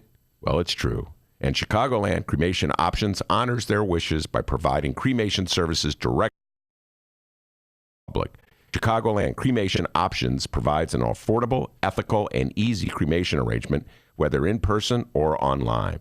Save thousands and streamline the process by going directly to Chicagoland Cremation Options. It's a family-owned business operated by my good friend, Douglas Klein. Here's how you reach them. Chicagoland Cremation Options.com. One more time, ChicagolandCremationOptions.com. But we got to get down to business. We have also started looking at our borrowing practices and making changes there to save money. For example, we will be replacing high-cost debt, kind of like how homeowners refinance their mortgages, which we expect to generate $100 million in savings alone. We eliminated $1.4 billion in short-term borrowing from big banks, which is expected to save $22 million in interest and fees. We have also canceled contracts with vendors who have not delivered goods or services as promised. We will never tolerate being shortchanged in any bargain that we have struck. We are also cracking down on absenteeism and medical role abuse. It should be an obvious point that city employees are expected to work a full day for a full day's pay. Now, most city employees work hard every day to deliver for the residents of this great city, but some do not. Those employees have been able to game the system for far too long. They make a mockery of the people who come to work every day and deliver for our residents, and those games are over.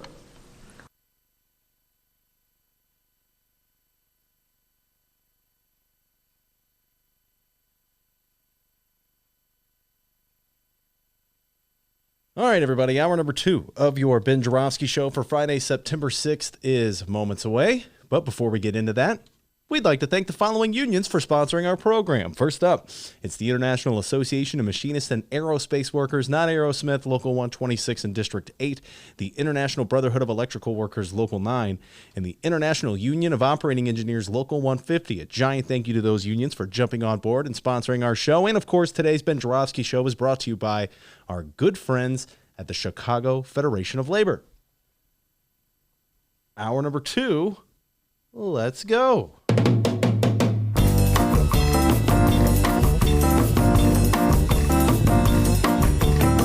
It is Friday, September 6th, and live from the Chicago Sun-Times Chicago Reader Studio on Racine Avenue, this is the Ben Joravsky Show.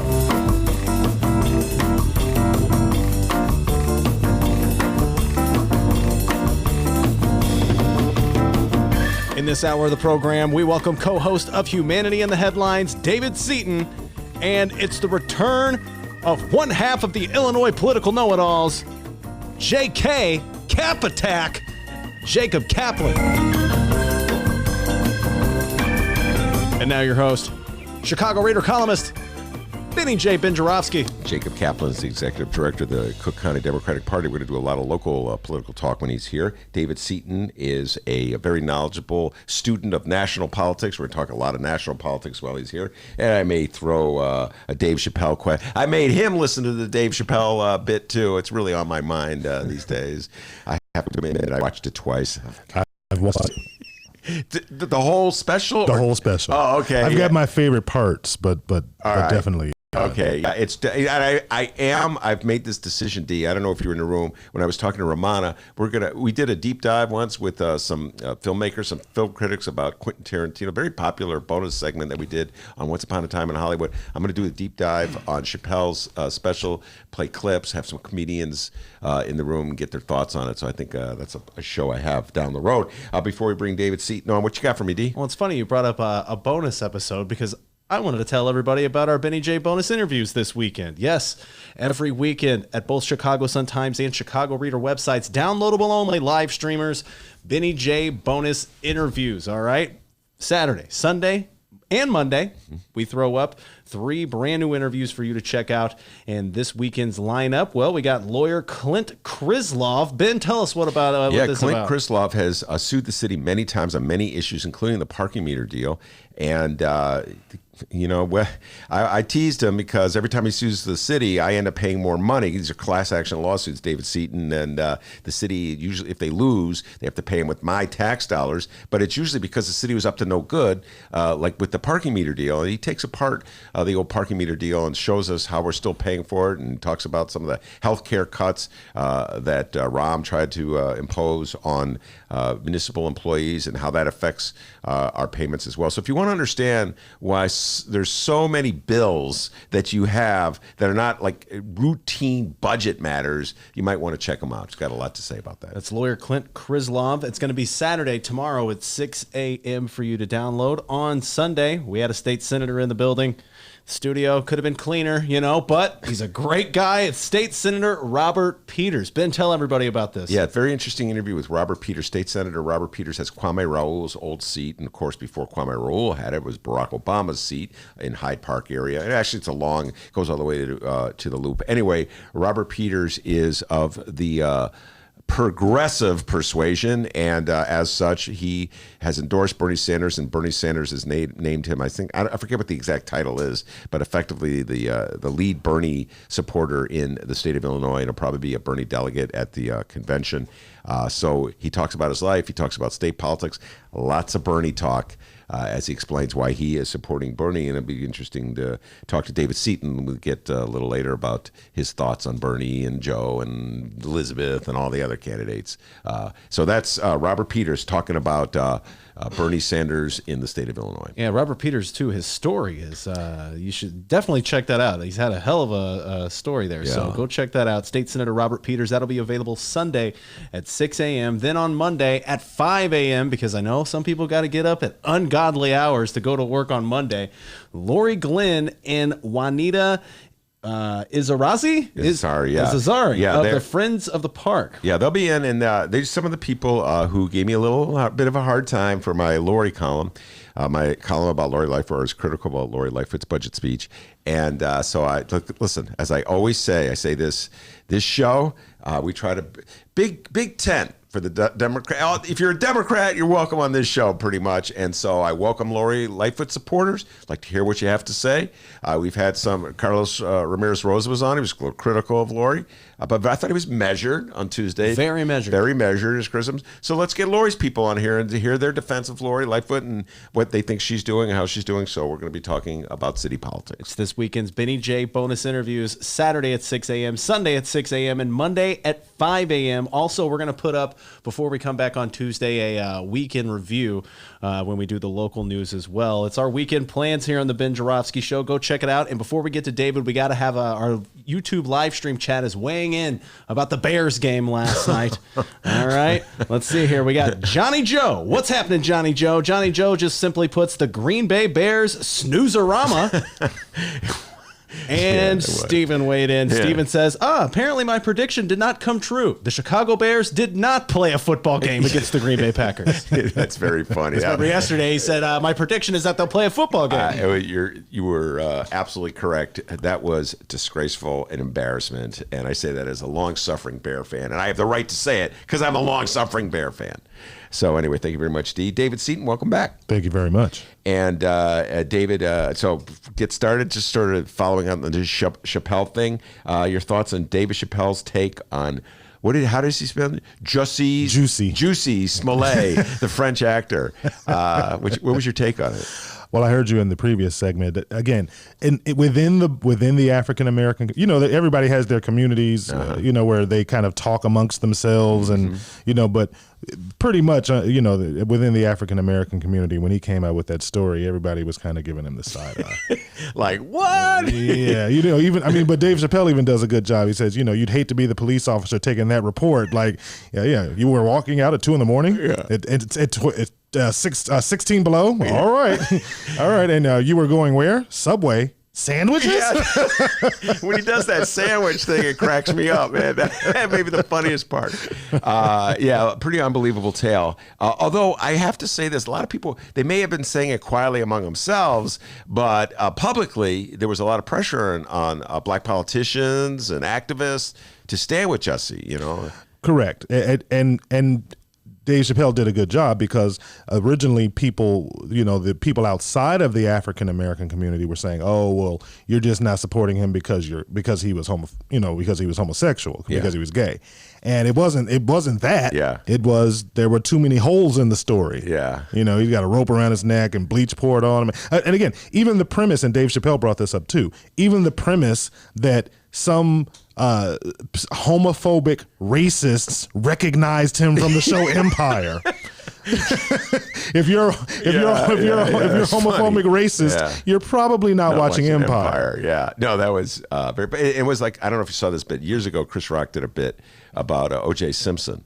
And he talked about, it was what black people say about O.J. Simpson when white people aren't around. And it was more or less like, hell yeah, he did it. It was anyway, comics speak the truth sometimes, and sometimes they go a little too far. We'll leave Dave Chappelle behind for another time. All right, Donald Trump, he's out of his mind. I addressed this issue last week, Dave, when I was talking about how there's so much attention about Joe Biden and whether Joe Biden has all his marbles. And Donald Trump is so outrageous that people tend to talk about the outrage and act as though, that this is all part of a very ingenious, cunning strategy that he's laid out. Sometimes I think, the man is just insane. Agreed. So let's get into Sharpiegate, because I have not discussed Sharpiegate. Why don't you just give people a rundown on what the heck Sharpiegate is all about? Sharpiegate is the chronology. We have Hurricane Dorian on the East Coast. It's battering the Carolinas. Now it's going out to sea. It's downgraded to a Cat 1, but it was originally when it was being formed.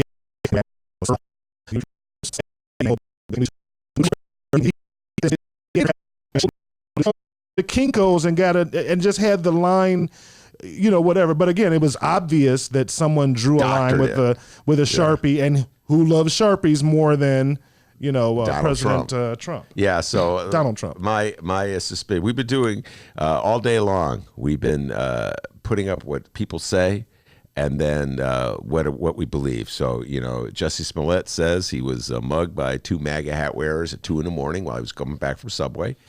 Do we believe that? Well, I'm with Chappelle. No, I don't believe it. At 2 o'clock in the morning. 2 o'clock in the morning. Briefly, Rummana and I talked about Eddie Verdoliak, the former powerhouse of the Cook County Party here in Cook County in the city of Chicago, alderman, now saying he is had a couple falls and he's too old and feeble to be sentenced. Do we believe that? So now Donald Trump and Sharpiegate. He says, oh, no, this is the map. Or did he doctor the map with the Sharpie? Well, there have been several, or at least a couple of people who have spoken on the condition of anonymity who said that Trump actually did modify that map with the Sharpie, outside of the cone of uncertainty, which is a federal offense. You can be fined and sent to jail for 90 days. There is a federal statute that says that you cannot falsely alter that information that comes down from the national hurricane, the national weather. Is that right? I missed that part of the story. There's the one part of the story I missed. Right. There's a federal statute. Wait, anybody, if I do it, I could be charged? You can be charged, you can be fined, and you can be jailed for up to 90 days. Now, again, I don't know how it's a felony and you only get 90 days. Yeah. But that is the federal statute states that. Well, one more thing for the Democrats in Congress to investigate with Donald Trump. Hey, Donald Trump would like to weigh in here. No collusion. Oh, okay. That was months ago. It has nothing to do with Sharpie. What does Mueller say about it? That's correct. Okay, thank you, Mueller. See. Here's the other thing. The larger political point. I have many guests who come on this show, and they say, Ben, we should stop talking about Trump. We should ignore the tweets. We should just concentrate on issues that people agree with. Now, I disagree with that premise. I think from 2 points. One, the man's the president of the United States. We should not ignore what he's up to. I just don't buy into that at all. Exactly. Anyway, and secondly, from a political standpoint, I think it's the best weapon the Democrats have coming into the November 2020 election. This is where you may disagree with me. I believe that if the Democrats prevail, it won't, to a large part, be because of their ideological viewpoint. It's because people are sick and tired of Donald Trump. And the one thing that does unite Biden supporters with Bernie supporters is they all cannot stand the presidency of Donald John Trump. What's your thoughts on this? To your point, one of the most effective things that Donald Trump was able, why he and his campaign were able to neutralize Hillary Clinton, is it was just death by 1,000 cuts. They just, every day, they just kept talking about the emails, just every day. And it just whittled her down little by little by little until that narrative became the visceral view of the low information voter.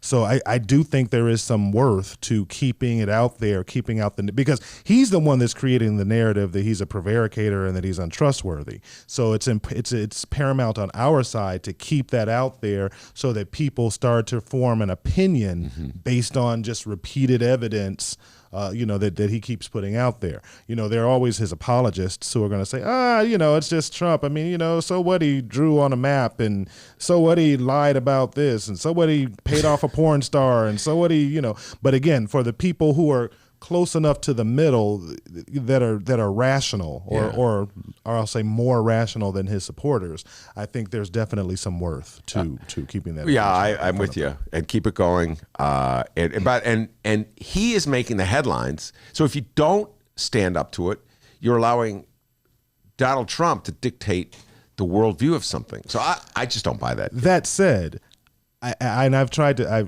It's impossible because social media is so ubiquitous and pervasive. But I do think that there would be some worth from our side, just completely removing ourselves and give him zero responses on Twitter when he tweets something. If no one on the left, because the people on the left are probably the majority of the tweets that he gets. But if the left just stopped responding him, that would drive him crazy, and he would even be more unhinged on Twitter. So I think there would be, some that's work. An interesting thought. Although, okay, can you, again, one more time, he's not just Donald Trump developer, Donald Trump golf course owner, Donald Trump reality TV show. He's Donald Trump president of the United States. So let's say when he tweets out, he has a tweet to some really racist, white supremacist, conspiracy theorist that is spewing hate.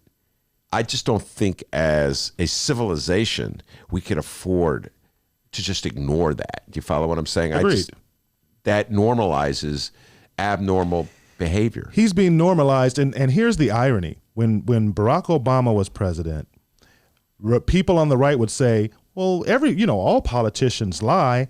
And whenever someone would say, well, when did Barack Obama lie? The one thing they would always say is, if you like your doctor, you can keep him. Oh, yeah. However, when Barack Obama said that, he was saying that based on the premise that all of the governors in all 50 states would participate in the Affordable Care Act to drive down the prices for everybody to get them into the exchanges. So when he made that statement, he was based on that assumption. He didn't lie. He made a statement that turned out not to be true because the other things he assumed would happen didn't happen. But when Donald Trump comes out and says, and he draws a Sharpie circle on the cone of uncertainty on a hurricane 8 days after the hurricane, we know that the hurricane wasn't going to hit Alabama. That's a lie. Yeah.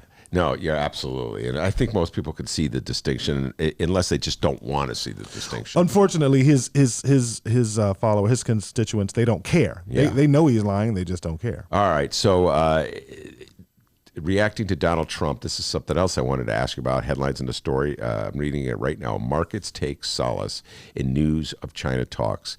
And the stock market went up the other day when Donald Trump began maybe tweeting it out. You talk about people reacting to Donald Trump's tweets. He tweeted out that he may be conciliatory to China in tariffs talks. He's probably, by today, I've been in the studio all day.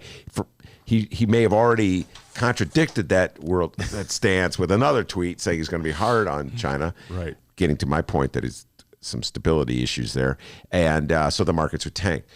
You follow the markets. You're sort of a market man. Please explain to me the correlation between the vacillating stock market with Donald Trump's performance as president of the United States, and how much is one linked to the other? It's linked to one another in so much as a lot of volatility in the market is based on the psychology. It's based on what they can predict is what's going to happen in the future. Having a predictable, consistent. That was one of the criticisms of President Obama was that him saying that he might raise taxes. That was introducing uncertainty into the market. So people weren't hiring and they weren't spending money and they weren't investing and expanding their plant because there was too much uncertainty in the market. So yeah, it was, and you go back to the Bush era, it was, oh, these guys are talking the economy down, so a lot of that is about the psychology and perception, and that if people feel that there's going to be some stability that they can project 1, 2, 5 years into the market, then they'll feel more comfortable hiring or investing in their business. So when Trump goes out there, when the S&P or the Dow went down that 800 points, and then he's at the G7, and right as the G7 is ending, he says, oh yeah, we had a call, China called us last night, so we're going to be having these, we're going to be start talking. They called us twice, right? And then Mnuchin, oh yeah, we talked to him last night. And then people say, oh good, maybe these tariffs, or maybe they're going to finally get a deal. Maybe these tariffs will go away. That means I don't have to revamp my entire supply chain and find other places in the world to move my manufacturing. So now I don't have to, you've removed, or you're giving me the impression that you're removing this uncertainty if these tariffs go away, because I don't have to worry about spending tens or hundreds of $millions moving to Vietnam or moving, someplace else in Asia. So that's always the hypocrisy of the right, is that when we have a Democratic president, they always talk about so much uncertainty in the market, and we can't, business can't make any decisions about what they're going to do. And Trump has been nothing but uncertain. Yeah. In the marketplace, as evidenced by the inverse yield curve between the 10 and the 2-year U.S. Treasuries. Explain that. So if you're a long-term investor and you invest, let's say you invest, you're investing tens of millions of dollars, but for the sake of example, we'll call it $1 million. Okay.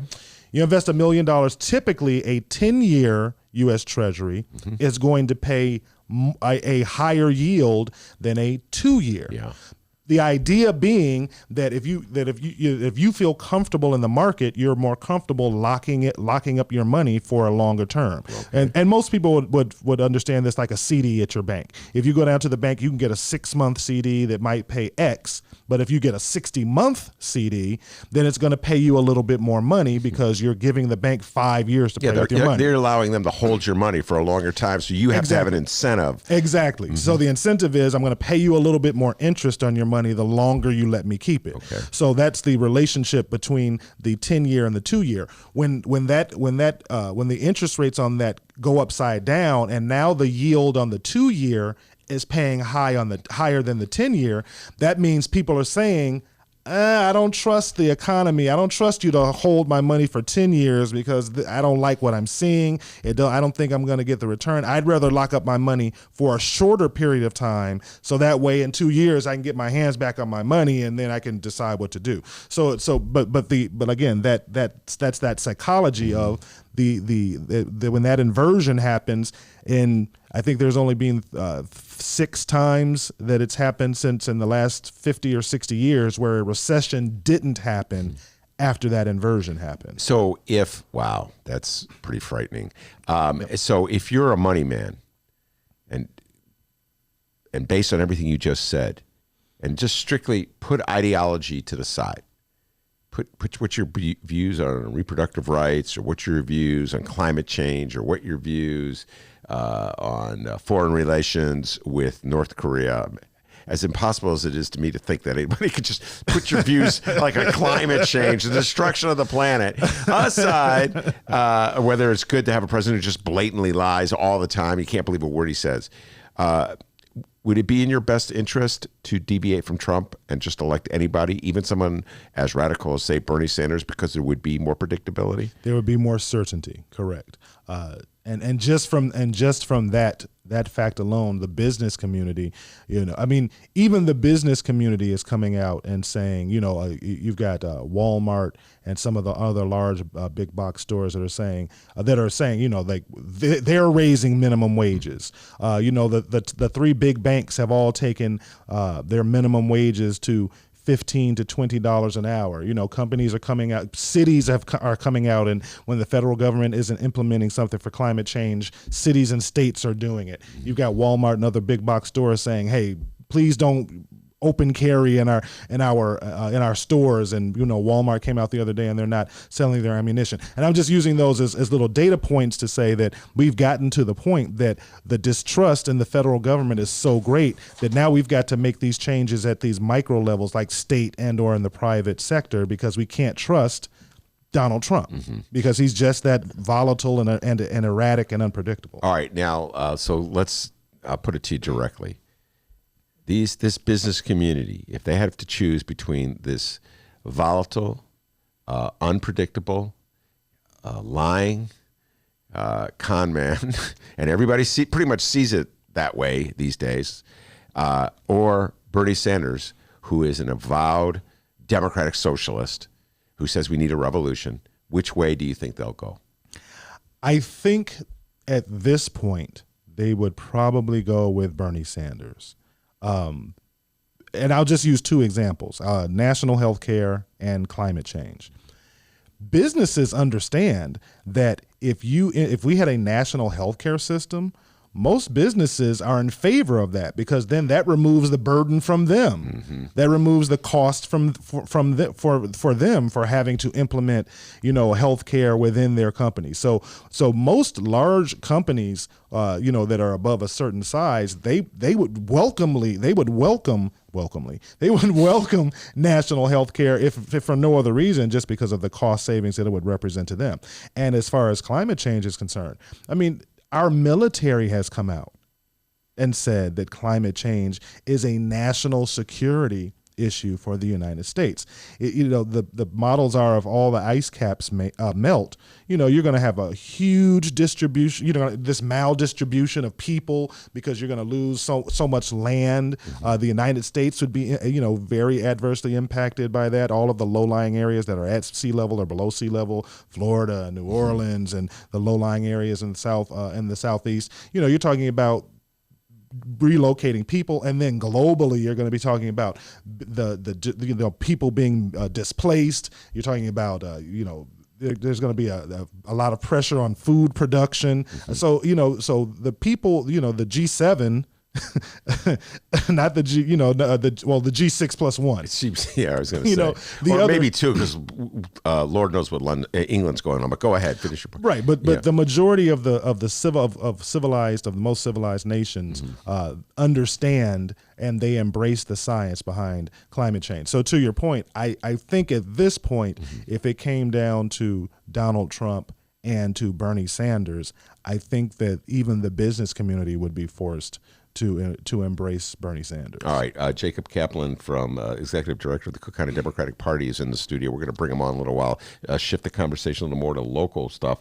Although if you stick around, I'd love to hear you and Jacob talk about Joe Biden and his role in the upcoming primary. I have to ask you this, though. I can't remember if I sent you the story or you sent me the story. I can't remember. There were so many stories swapping this morning before. Donald Trump and food stamps. And from my perspective, this just shows the madness of the system where we're at now. But just tell folks a little bit about the latest news of Donald Trump and food stamps.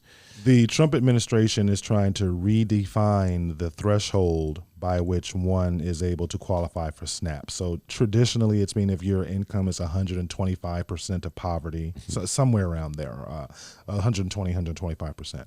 So now they're just trying to cut out that 25%. You've got to be what we said. This is poverty. If you're at this number or below, your income is at this number or below, then you'll qualify for SNAP or food assistance. The problem with that is that 1 out of 12 Americans are currently on food stamps, and this modification by the Trump administration would kick off 3.6 million people. Wow. And it would kick off an additional 500,000 children who get free lunch at schools. So, I mean, and that's an interesting data point when you say you're going to kick off, 1 out of 12 Americans, because if 1 out of 12 Americans comes up to be about 43.5 million people who are on food stamps. But when Donald Trump was, when Barack Obama was president, at the height, the highest number of people that were getting food stamps under Barack Obama was between 47 and 48 million. And the right just lost their mind. They were calling him the food stamp president, and we're going to put his face on the food stamp. So, we've had it go down. But according to Trump, We've had the greatest economy we've ever had in the history of the universe. Yeah. And unemployment is lower than it's ever been. But you've lowered food stamp usage by about 3 to 4 million people. So 1 out of 12 people. Now, here's the interesting part of it.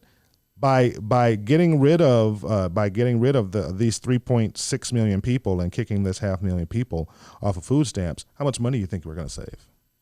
Well, I know the answer. They'll be able to balance the budget, right? Yeah, right. Yeah. Because we're spending all this money on giving. I know where you're going. Giving poor people, food to eat. No, it saves $10 billion over 5 years. Mm-hmm. Think about that. Yeah. You just passed a tax cut for $1.5 trillion. Wow. The agriculture budget is $1 trillion per year, most of which are giveaways to Big Agra, Monsanto, the larger agribusinesses out there. So you give a tax cut of $1.5 trillion.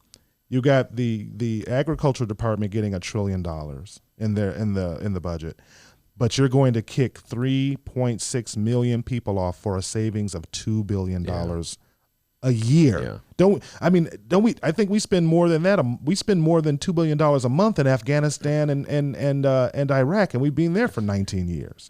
David, this is clearly a political symbolic move. Obviously, it's not for any to save money and to balance a budget. The Trump administration has thrown out the window any pretense that they can claim that they're trying to balance the budget with that tax cut that it went down 2017. I think it's purely politics, and it's purely racial politics. Very bizarre. But here's the interesting thing, and it's interesting that you say that. Trump won Wisconsin by less than 23,000 votes. By implementing this plan, he'll kick off 118,000 residents will be kicked off of food stamps in Wisconsin. And he won Michigan by about 10,704 votes. By implementing this plan, 165,000 people will be kicked off of SNAP. And in Pennsylvania, where he won Pennsylvania by 47,000 votes, he won it by 47,000 votes. But by implementing this plan, he's going to kick off over 200,000 people off of SNAP. So even from a political saying that he's doing it for politics, this doesn't. I mean, the people who are being impacted are larger than the margins by which he won, which again is a life lesson for anybody who's listening. If you don't listen to it, remember anything else that I say, just remember this. Remember this one thing: if you see somebody treating someone else wrong, and that's a person you hang around, your turn's coming. Yeah, your turn is coming. So yes, up until this point, people have, the majority has said, "Oh, I love Donald Trump because he's saying what I think, and he's not politically correct, and he's going after the moochers and the minorities and the immigrants." But okay, let me just let you know, the poor Caucasian people of Wisconsin and Michigan and Pennsylvania, your time is coming before the election. Right. And I guess if there is a political strategy to this from Donald Trump, it's that many of the people who are kicked off will not vote. So it's for whatever reason. And let me just say this. Finally, because the face of welfare and specifically food stamps has traditionally been a brown or a black face. Yeah. Or at least that's what they've tried. That's the perception that's out there. But there are 40 million African Americans total in the United States. The top 1% are considered who's rich, and 72% of million people of this country are white.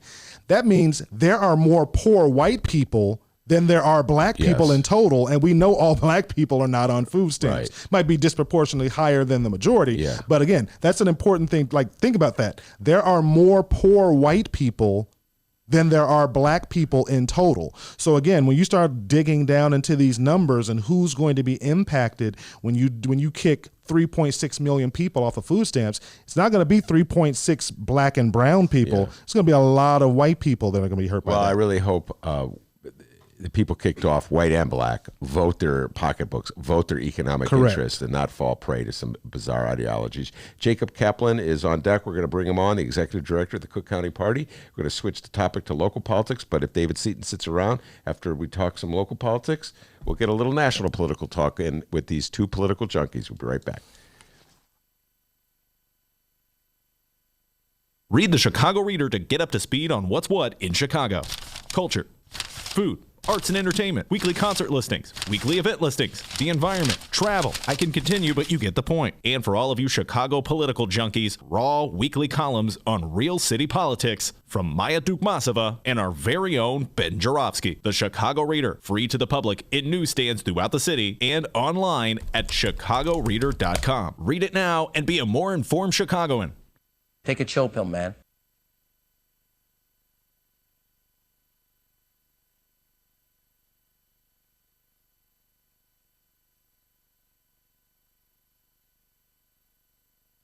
It's Chicagoland's adult entertainment playground. It's the world-famous Admiral Theater, 3940 West Lawrence Avenue. The Admiral is homegrown from Chicago, and it's the most conveniently located club in all of the city. 15 minutes from the O'Hare Airport in downtown Chicago Loop. Voted Chicago's best strip club, the Admiral has showgirls galore and a variety of adult entertainment shows. The world-famous Admiral Theater, open every day from 7 p.m. to 6 a.m., 3940 West Lawrence Avenue. For events, showtime, and other information, visit AdmiralX.com. Must be 18 years of age or older to enter. Did you know that 40% of the people in Illinois opt to be cremated? Well, it's true. And Chicagoland Cremation Options honors their wishes by providing cremation services directly to the general public. Chicagoland Cremation Options provides an affordable, ethical, and easy cremation arrangement, whether in person or online. Save thousands and streamline the process by going directly to Chicagoland Cremation Options. It's a family-owned business operated by my good friend Douglas Klein. Here's how you reach them: ChicagolandCremationOptions.com. One more time: ChicagolandCremationOptions.com.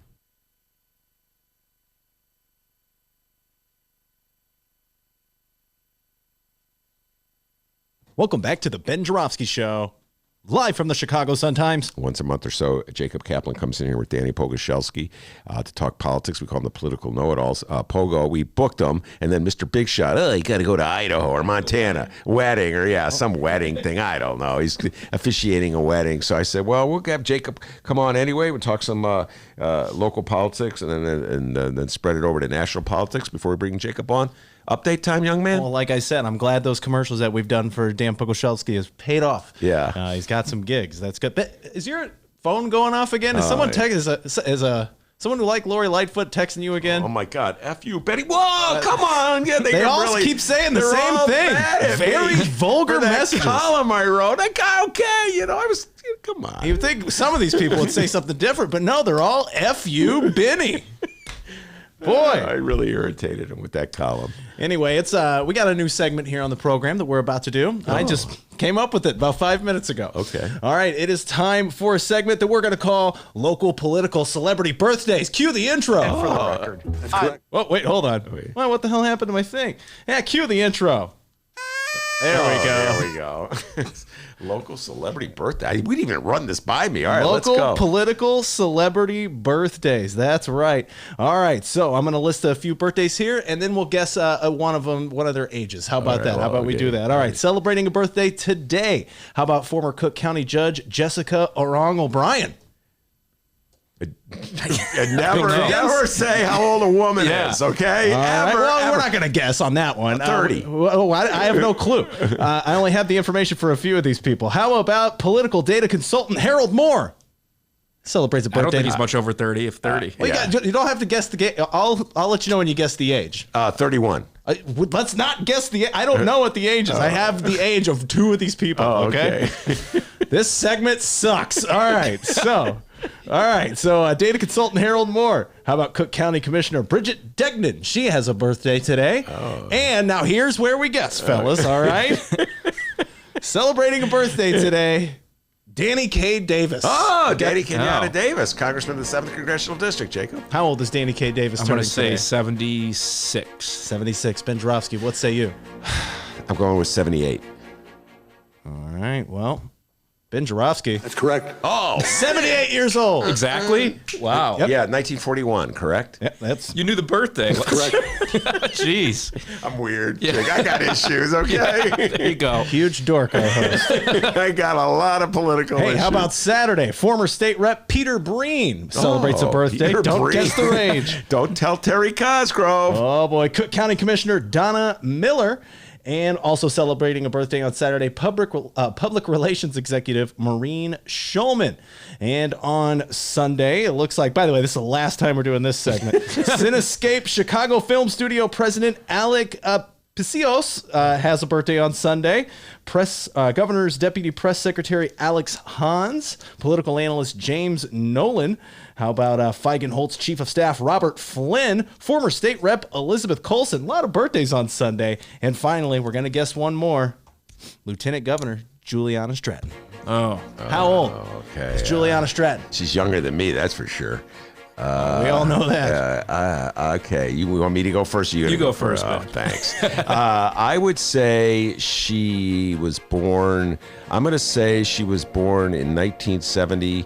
Wait, I'm just really winging it, which would make her 49. Is that right? Is that correct? If my think math so, correct? yeah. That's what I'm He's saying. going with 49. Jacob I'm going to Kaplan, go what's- 45. I'm a little bit younger there. You guys are very modest. 54 years old. Oh, wow, okay. And I think she's a proud graduate of Kenwood High School, if I'm correct. I believe you're right. I think it's Kenwood. I was going to say Whitney Young, but that's just because Jacob was a proud graduate of Whitney Young. That's High right. School. So there you are. That was our segment, Local Political Celebrity Birthdays. Hope you enjoyed it. Last time we're doing it. That's for sure. All right, Jacob Kaplan, Executive Director, Cook County. Since he mentioned Sarah Feigenholtz, let's talk about that. Let's update everybody on the locals going on. Sarah Feigenholtz is state rep from the Lakeview area, and she's being challenged. Talk about that. In the Democratic primary, correct? Yeah, Sarah's been, she's one of the state reps with the most seniority now because there's been so many retirements. I think she's number 2 or 3 in the Democratic caucus. She's been a state rep from the Lincoln Park area since, I want to say, 94 or 96, somewhere in there, so a long time. But a proud member of the Democratic caucus, has a lot of accomplishments in her record, and every couple of years people appear to challenge her, and this time around we have Marty Maloney, and I blanket on the name of the other individual who's challenging her. Ryan Podges, I think his name is. Okay. Yeah. But I do not know him at all. So I don't either. Yeah. But she's been challenged before, and she always wins with big numbers. So I think it's maybe it's people that just want to get their name out there. I don't know why people are challenging her. I don't think there's anything you can really go after her on her record or her political ties or anything like that. She seems like she represents the district well, and I just don't think that's going to be a winnable race for anybody. Will she have the party's endorsement? Well, for local state representative areas, that's actually up to the local committeemen if they decide to endorse that individual. But based on past experience, I have to assume that they all will. So she will, in effect, have the Democratic Party We're taking a endorsement. deep dive here, but she's a close ally of Tom Tunney, the alderman of the 44th Ward. Is Tom Tunney still the Democratic committeeman of the 44th Ward? And so I would assume that district is mostly in the 44th Ward, and so I just think that she's going to get the party's nod just for that. Yeah, I think alone. everybody will support her in that area. All right, the other news of the day, Ira Silverstein has announced he's going to run for judge. Talk a little bit about Ira Silverstein. Yeah, so Ira, of course, was as a former state senator. He was the subject of some of the Me Too movement accusations about a year and a half ago, or maybe 2 years ago now.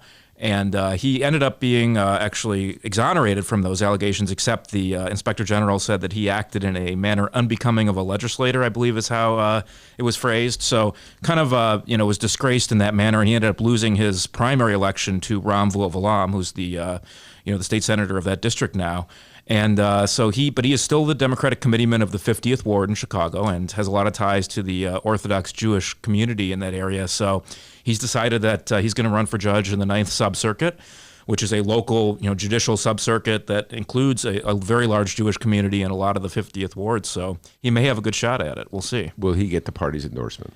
That's up to the local committeeman of that ward, one of whom is himself. So he starts out ahead in that regard, but we'll see. One of that's pretty funny. Well, yeah. One of whom is himself. So Yes. I think he's got himself. Probably going to get his own endorsement, I would think. All right. Now you mentioned Ram Vuovalam. He has been on the show, state senator and good union man, SEIU member. and has proposed quite a few union supportive legislation. He's now running for committeeman, as I understand it. Well, he's going to be appointed committeeman tomorrow, probably. So Robert Murphy is the incumbent committeeman of the 39th Ward. Robert has tried a couple times to run for alderman and lost both times, so he's decided that he's not going to run again for committeeman. All of the 50 ward committeemen are up, actually, this March in the primary election, all the way at the bottom of the ballot. But Robert decided that he wants to, his organization wants to give the seat to Ram Vovalam, who represents a lot of that 39th Ward in his Senate district. So Ram is going to be appointed this tomorrow, Saturday. And it's exciting because he'll be the first ever Asian American member of the Cook County Democratic Party, as far as I can find. Is that right? Yeah. I got to think about that. And you would know because you have all the records. I don't. I'm doing it at the top of my head. Well, the records I have are a little bit scattered, so I don't have everything. But from what I can gather, he would be the first. Wow. I'm trying to go back in my memory bank to recall any Asian American committeeman. You're talking about a committeeman.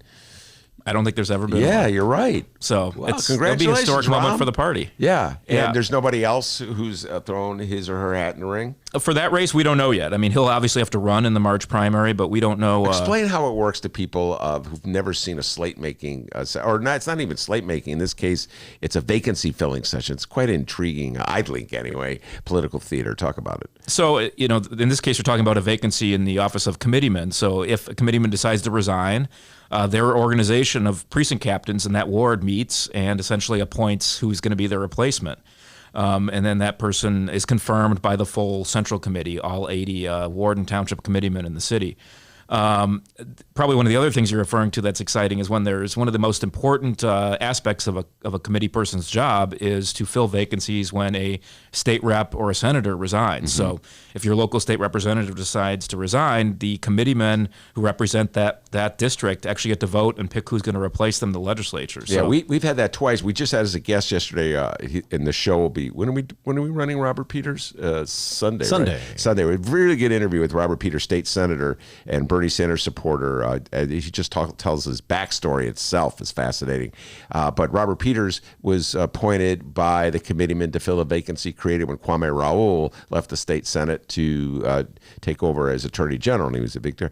That was an interesting process in and of itself. You were there that day. I was there. And so other people challenged and stuff. So what happens? How do they? What? There's speeches made. There's speeches made, and committeemen get to ask questions. And ultimately, though, what happens is after those are made, usually the committeemen go into executive session. Yeah, that's it. And they end up voting. And so everything is voted based on a weighted vote. So it's however many votes the incumbent got in the last election. So if Kwame Raoul got 5,000 votes in the 5th Ward, Leslie Hairston, as committee woman of the 5th Ward, gets to vote 5,000 votes. And so whoever gets the most number of weighted votes becomes the new state senator. And it's always an exciting process. Yeah, it is a lot of wheel. Party. We were talking about filling a vacancy. It was a legislative vacancy on the near west side. I cannot remember who the incumbent was, but I remember Joe Barrio saying that we should charge admissions to see the executive session because that's where the real wheeling and dealing happens, and people are very passionate about. I always said, yeah, why don't you just make that public? I don't get, if you want to get people excited about politics, let them see some real politics. Yeah. Is there any chance that's ever going to happen anytime soon? Probably not. I mean, it's up to if the committeemen wanted to make it public, they could. It's totally up to them as to whether they want to invite the public into the room for those things. But that's just not how it works. And, there's people that have said, and I believe there was just an article by Ted McClellan said we should get rid of committeemen, that we should not allow, appoint vacancies via these elected party people, but rather there should be special elections for every time there's a... Every time? Yeah, and that's what he basically argued. And, there is a point to that. And personally, I'm partially a campaign consultant, so it would mean more business for me, so I'm all for more elections. But do we really want to spend all that money on a special election just for a state representative seat for... a year? I'm not sure. I actually I haven't not read the full article, but just sitting here right now, I think there's a place for parties. I have to say that. Well, thank you. So, I've been a Democrat my whole life. Yeah. Never once strayed from the fold. A lot of good at getting me, but I've been a Democrat my whole life. And I do think there's a place for parties. And I do not like it when we see just the blatant nepotism that occurs so many times where it's just like they're handing it off. But I don't know, having a special election every time there's a vacancy. There's vacancies all the time for all kinds of reasons. Yeah, it costs a lot of money. Costs a lot of money, and and you do elect. I mean, the Democratic committeemen, people may not realize it, but when you get to the bottom of your Democratic ballot, you vote for this person. So you elect them to then represent you and make these decisions, just like you elect legislators. Yeah, it's the same concept. So I say that the good government people. I think Ted McClellan has gone a little too good government there on that one, because I just think that would be really problematic at some point. Although I do recall the knowledge, like the rules that govern this process are so Byzantine, and only an expert like you, Jacob, who's like studied the book, like you and a Casper type, know everything. I remember when Rahm Emanuel, follow me on this, when he was decided to leave Congress to become chief of staff to Barack Obama, who was just becoming president back in 2008, he did not want to completely give up his seat because he still had dreams of becoming Speaker of the House. So he called, I'm not making this up, he called Rod Blagojevich, who was at that time the governor, and was trying to see if Rod would be interested in filling his vacancy with somebody like Forrest Claypool. He actually named Forrest Claypool, and that the deal would be that at some point Forrest would, as soon as Rahm decided to go back to Congress, Forrest would step down and Rahm would get to run. And they were entertaining this. And the fact of the matter is, you don't fill vacancies that way. It's a special election for governor. See all the rules? For Congress, For Congress, excuse me, It's actually in the federal constitution that they have to be special elections if a member of Congress leaves. So. All right. Now, if you can pull this off, you will get dinner at the restaurant of your choice. Name all the candidates who ran to fill in the special election for Rahm's vacant seat in the 5th Congressional District. Go. Oh, man. Sarah Feigenholtz is one of them. Was Pat O'Connor one of them? Yes, he was. Oh, God. There were sorry, so he many. was not a candidate. Sorry. All right, forget it. Yeah, I don't know. There were so many. Can you name them all? At one point, I could because I had to write a story. Wasn't Victor Forish? Was he in that one? I can't remember. Yeah. When I gave you the question, I thought you would do it, but I know Mike Quigley because he was victorious. And I think did Cullerton? No, Cullerton ran against Rostenkowski. John Fritchie was in that race too. John Fritchie was in that race. Yeah, wow, good. But that's about all I can remember. I remember the debate. There was a debate at DePaul. I don't know if you were there that day, and the stage was filled with candidates, and I was really impressed with how Quigley did in that debate. And I said, "Oh, this guy's going to win." And the turnout for those things is so low. It's that goes back to the McClellan theory. If McClellan ran the world, there'd be like 8 voters deciding who had the vacancy, as opposed to 8 party people. Never let reporters run the world, okay? I say that as a lifelong reporter. All right, and finally, David McSweeney, we were talking about this earlier, sort of a maverick Republican, has announced that he's stepping down. Talk a little bit about David McSweeney. Yeah, so he's a Republican state representative. He was kind of had some issues with his caucus leadership over the years and didn't always agree with the way they were going, especially in the Rauner era. He was kind of one of the maverick Republicans, and he basically decided he's kind of done with it, so he's not running for re-election this upcoming cycle, but he did say that he's going to likely be running for a statewide office in 2022, either Secretary of State if Jesse White retires, presuming Jesse White retires. He said he's going to retire, but we never know. He said that multiple times. Yeah. Or potentially against Tammy Duckworth for U.S. Senate. And, it's become hard for Republicans to win statewide in Illinois, no doubt, but I do worry about it because let's say, and let's hope that Trump loses in 2020, 2022 could be a not so good year for Democrats nationwide, and that could include Illinois. Oh my God, you're already thinking ahead. About the midterm. Oh, yeah, that's the difference between me and Jacob Kaplan. I'm like, we're a year off from 2020. Hey, it's my job. Yeah, he's already worried about the 2022 elections. Yeah, but think about it. I mean, it could be a not so good year for Democrats. So, and you have a McSweeney who's a more moderate Republican, the type we used to be able to elect in Illinois. Who knows? Well, when you say moderate Republican, I know. I mean, he endorsed Jeannie Ives. I know. That's all that hardly says moderate to me. And anybody running against him will bring that out. Sure. Sure. I would say this. I would call him a maverick. Because he was very critical of Bruce Rauner, and I appreciated his criticism of Rauner at the time because I was very critical of Bruce Rauner. I thought he was an abysmal governor. Now, what about taking over for Democrats winning the 52nd district, the one that he's vacating? Talk a little bit about that district. It's Cook County, isn't it? It's a tiny bit is in Cook County, but it's some in Lake County as well. It's Barrington Hills. It's some of the Barringtons, as I call them, and it's some pretty wealthy areas in it. So it's been held by Republicans forever. But anytime you have a vacancy like this and an incumbent who's leaving, I'm sure the Democrats are going to look hard at. I'm sure there'll be a good challenger for whoever the Republican ends up being. So it's a seat we could potentially win, especially if it's a good. I think 2020 will be a good year for Democrats everywhere in the collar counties. Look, you're already pessimistic about the post 20. You got to get to 2020 before we. I know. Well, hey, and it'll be an open primary. You think like a lot of people will just throw their hats in? Oh, I bet. Yeah. It won't be like a party will try to impose somebody in that one. No, I don't think so, and I don't think you really can in an area like that that's so ex-urban, or there's not really a party apparatus to do that even. Jacob and I talked on the way in the elevator. You do not want to hear his thoughts on the 2032 election. My goodness. Let's not even start. Whoa. 2032, we do the math. Oh, yeah, my God, it's going to be devastating. Oh, yes. That'll be 100 years from FDR. Yeah, that's unbelievable. 100 years. 100. When you said 2032, first thing I thought was FDR. I heard 32. That was, of course, the Great Landslide during the Great Depression.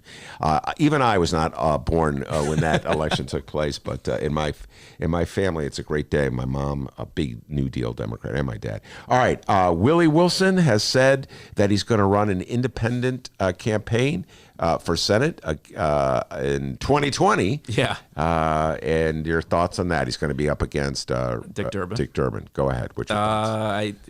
With all respect to Willie, I don't understand why he chose this race, and he's also somebody that seems to never be able to figure out what he is. He's run as a Republican before. He's run obviously for mayor as a nonpartisan, which is a nonpartisan race. He has a lot of ties to the Republicans. But now he's going to run as an independent. I mean, no doubt it'll cause Durbin some headaches. It won't. I'm sure he'd prefer not to run against Willie. But when was the last time an independent won any statewide race? I mean, technically they were not independents, but if you recall, before you were born, a couple of LaRouches hijacked the Democratic Party primary in 1986. I want to say. I was actually born. I was 1 year old. Oh, you were 1 year old, so you don't remember that. Oh, baby Jacob. For 10 trivia points, name those two LaRouches. Oh, God. I can't even. I'm sorry. That's too esoteric for me. Either. It'll come to me later. We're doing all these quizzes we don't even know the answers to. But I remember that it was. Welcome to the Ben Joravsky Show. I remember that Harold Washington put together the Dream ticket. He'd been fighting, and we talked about Eddie Berdoliak a little earlier today. They've been fighting each other, and they put together this Dream ticket. Which included Ori Paczynski. Yeah, right? Ori Paczynski, and this just, you talk about a rebellion of Democratic voters. They just did not want the party-backed candidates, and they just voted for the other candidates. And Adlai Stevenson woke up the day after the election and realized he had two LaRouches running as his running mates for lieutenant governor, I want to say Secretary of State, and so that's why he ran as the third party. So anyway, that's pretty much it. But still, the third party did not win in that case. Yes, so you're absolutely correct. I just, people vote in general elections along party lines, and they're going to hit that Democratic line or that Republican line. They're not going to hit the independent line for the most part. So, plus you need a minimum of 25,000 signatures to run as an independent. So that's no joke. Willie Wilson, I am going to introduce you to somebody you probably know about already. His name is Michael Casper. He's an election law lawyer, and I can almost guarantee that he will be scrutinizing your ballots and trying to bounce you off. Sure, though, of course, Willie will have one of the best petitioners around working for him, getting his signatures. Frank Avila? Former state senator Ricky Hendon. Oh, Ricky Hendon, yes. Yeah. Wow. Will Ricky support...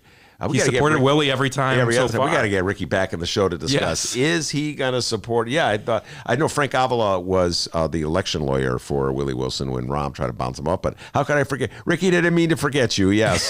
But that'd be interesting. Will Ricky Hendon break from the Democrats, a lifelong Democrat, to support Willie Wilson's third-party campaign. I think he was still kind of supporting him when Willie had that crazy run for president, U.S. president. But he was running as a Democrat. No, he's running, or was he running as a Democrat? Yeah, Willie Wilson was running as a Democrat. That's he was right. in a Democratic primary, and he was mad at the Clintons because the Clintons bounced him off the. So it'd be that's definitely he was running as a. In fact, Willie Wilson, to set himself up for that run, I just saw this. He said that he will never vote for Donald Trump again. That's not, again. That's not going to help you in the state of Illinois. It's not going to help you. And it's like Durbin in 2020. I don't think he's vulnerable. I'm sorry. I'm just going to come on. I don't think he's vulnerable either. All right. And so we have breaking news before we take a break and come back and talk a little national politics with you. Tony Preckwinkle, Cook County Board President, Chair of the Democratic Party, as such your boss, and Lori Lightfoot, Mayor of the City of Chicago. They've been having a bit of a feud. The Sun-Times reported today that Tony had reached out to Lori, made a phone call to her, left a message on her voice machine, and as in that story, Lori had not returned the call. Has she returned the call? She has returned the call, yes. I was wrong, D. I said she'd make her wait one more day. And one of these days you'll get it right. So they actually chatted. Do you have any news to break on that? I don't know what they chatted about, but they did chat, and so I know that the call was returned. Did she hear her loud and clear? I presume so. Okay. Yes. Okay. All right. So that's good to hear because, as I've been saying all day, come on, you're the two most powerful people in local politics. And I realize it's the bruising election. It's really hard to get over these things, but got to work together. You got to work together. So I'm happy to see that Lori returned the phone call. Perhaps yesterday she was too busy with the Bears game. Yeah, the Bears game. You were too, right? I don't want to talk about the Bears. Suck. Yes. All right. I'm just like, all right. Jacob Kaplan, Executive Director of the Democratic Party, in the studio. We're talking local politics. Take a break. Come back. Do a little national political talk before we shut down the show. Be right back. Come October, I'll address those challenges further in my budget speech. Attention Chicago innovators and creators, 2019 Chicago Ideas Week is coming soon. October 12th through the 17th, this annual Ideas Festival is back, and it's the largest, most affordable Ideas Festival of its kind. They bring in hundreds of thought leaders from around the globe and some local to share ideas and spark action all across Chicago. To get a better idea of what to expect, here's a bit of audio from last year's Chicago Ideas Week with special guest and Chicago comedian Hannibal Buress. The real reason I came home is just because I was traveling a lot anyway. I wasn't in New York that much, and I don't have a full-time job in New York. I work a lot, but I'm not in New York, so it was just like I don't need to be here anymore. And also I just wanted to work on different stuff here in Chicago. So I have this center that I'm working on the west side, Melvina Masterminds. It's going to be arts and then a tech program and after school programming for kids in the North Austin area. So just wanted to be back. There we go. October 12th through the 17th, it's 2019 Chicago Ideas Week. Tickets go on sale to members on August 22nd and to general public September 10th. Innovator or creator in the city of Chicago, or even outside the city, you must join us for Chicago Ideas Week, October 12th through the 17th. For tickets and event information, head to chicagoideas.com. That's chicagoideas.com, and we hope to see you October 12th through the 17th.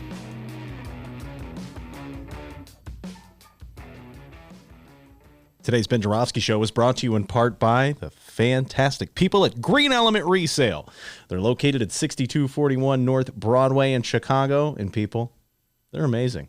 Let me tell you about Green Element Resale. I'm looking at their website right now, greenelementresale.com. Usually I just look at the picture of books and read you what books they have. I'm going to scroll through the rest of this website and tell you what I see. Oh, there's a fan. That's a box fan. Yes, it is. Go get that box fan right now, Green Element Resale. Oh, they got board games at Green Element Resale. I see the Game of Life. Ben, you're great at the Game of Life, aren't you? Game of Life. There's a song where's the Game of Life. What is that song? REM, I want to say. Oh, all right. Cool. All right. If we could put a man on the moon, whatever. Okay. Yeah. Let's keep talking about Green Element Resale, all right? You singing won't get them in the door. They got Clues there. Oh, my goodness. That's a fantastic game. Oh, I see mattresses. It's Green Element Resale. Go to greenelementresale.com and check out what these folks have. 6241 North Broadway in Chicago. Yeah, they're a thrift shop, but they're the only thrift shop that brings you the Ben Joravsky Show. So if you're ever on Broadway between Granville and Devon, stop into Green Element Resale and tell them Thank you. It's Green Element Resale, 6241 North Broadway in Chicago. They're open 7 days a week, and you can find more information at greenelementresale.com. And fellas, it's in the air. It's football season. That's right, Ben. What's that noise you make all the time? Ready, set, 2020. Ready, set, 2020. And what's the other one? Huh. Oh, there's a blue dog, I believe? Blue dog. That's the audible. Mitch Trubisky was not calling many blue dogs last night. He just went, huh. That's good stuff. It is football season, all right, which means that the best sports reporters at the Chicago Sun-Times want to offer you, yes, you, our listeners, an exclusive deal on unlimited digital access to all, that's ALL, all of the stories that you love. Do not miss a game this season. Get all the big plays, scores, and stories from the Chicago Sun-Times, and for a limited time only, you could test out digital access for $1. Seriously, $1. So there's no reason to not give it a shot. Stay up to date on breaking stories. Get the deep dives and investigations from Sun-Times reporters. Cheer for the big games with the best sports team in the city, and go deep inside City Hall with best-in-class political reporting. $1, I say, for your first month. You can't do better than that. Take advantage of this exclusive deal now at suntimes.com/Ben.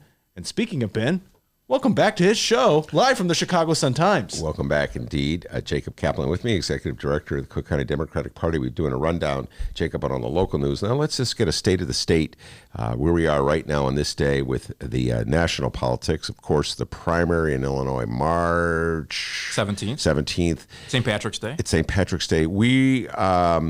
Do you think the Democrats, there will be one or two front runners by then? Are we that late in the process? Yeah, we're after California and a lot of other bigger states. So I think it'll still be competitive. I think there'll be two or three. Two or three there. Yeah. So our primary will matter. I think so. All right, our primary will matter, and we're going to be talking. And so let's say there's 5 front runners. I know there's still like 20 people running, but let's just say 5.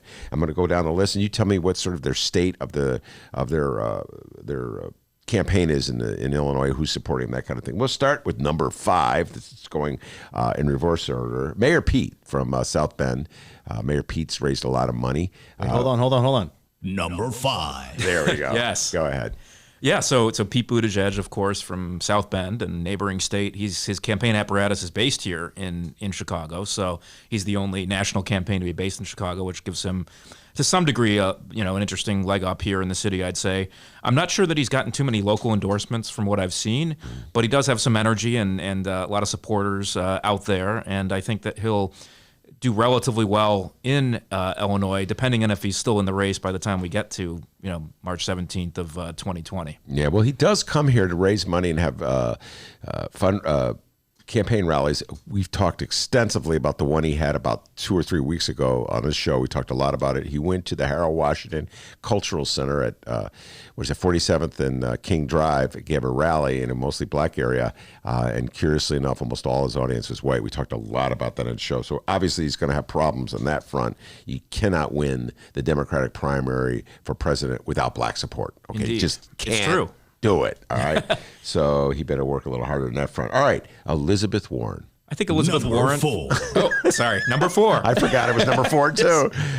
So Elizabeth Warren has probably the most infrastructure here in Illinois. In the Chicago area. She has a local political director and a political team led by a good friend of mine, Steve Campbell, who was formerly with John Cullerton and the Illinois Senate Democrats. And so they're really gearing up, trying to find people to run for delegate. She had a huge endorsement in State Treasurer Michael Frerichs recently. And I think she's going to rack up some more endorsements in the near future. I mean, it'll be interesting to see once people declare who they're going to be a delegate for and start circulating petitions. We'll really see who's with who. But I think she has a really good shot here in Illinois. Yeah, by the way, Brandon Johnson, Cook County Board Commissioner, came on the show and said he is endorsing her.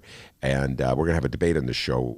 We're really looking forward to it. Brandon's going to be representing surrogates. Brandon will be speaking on her behalf, and Carlos Ramirez-Rosa will be endorsing Bernie. So it'll be a lot of fun having that debate. We have to set it up. All right, Kamala Harris. Number 3. Number 3.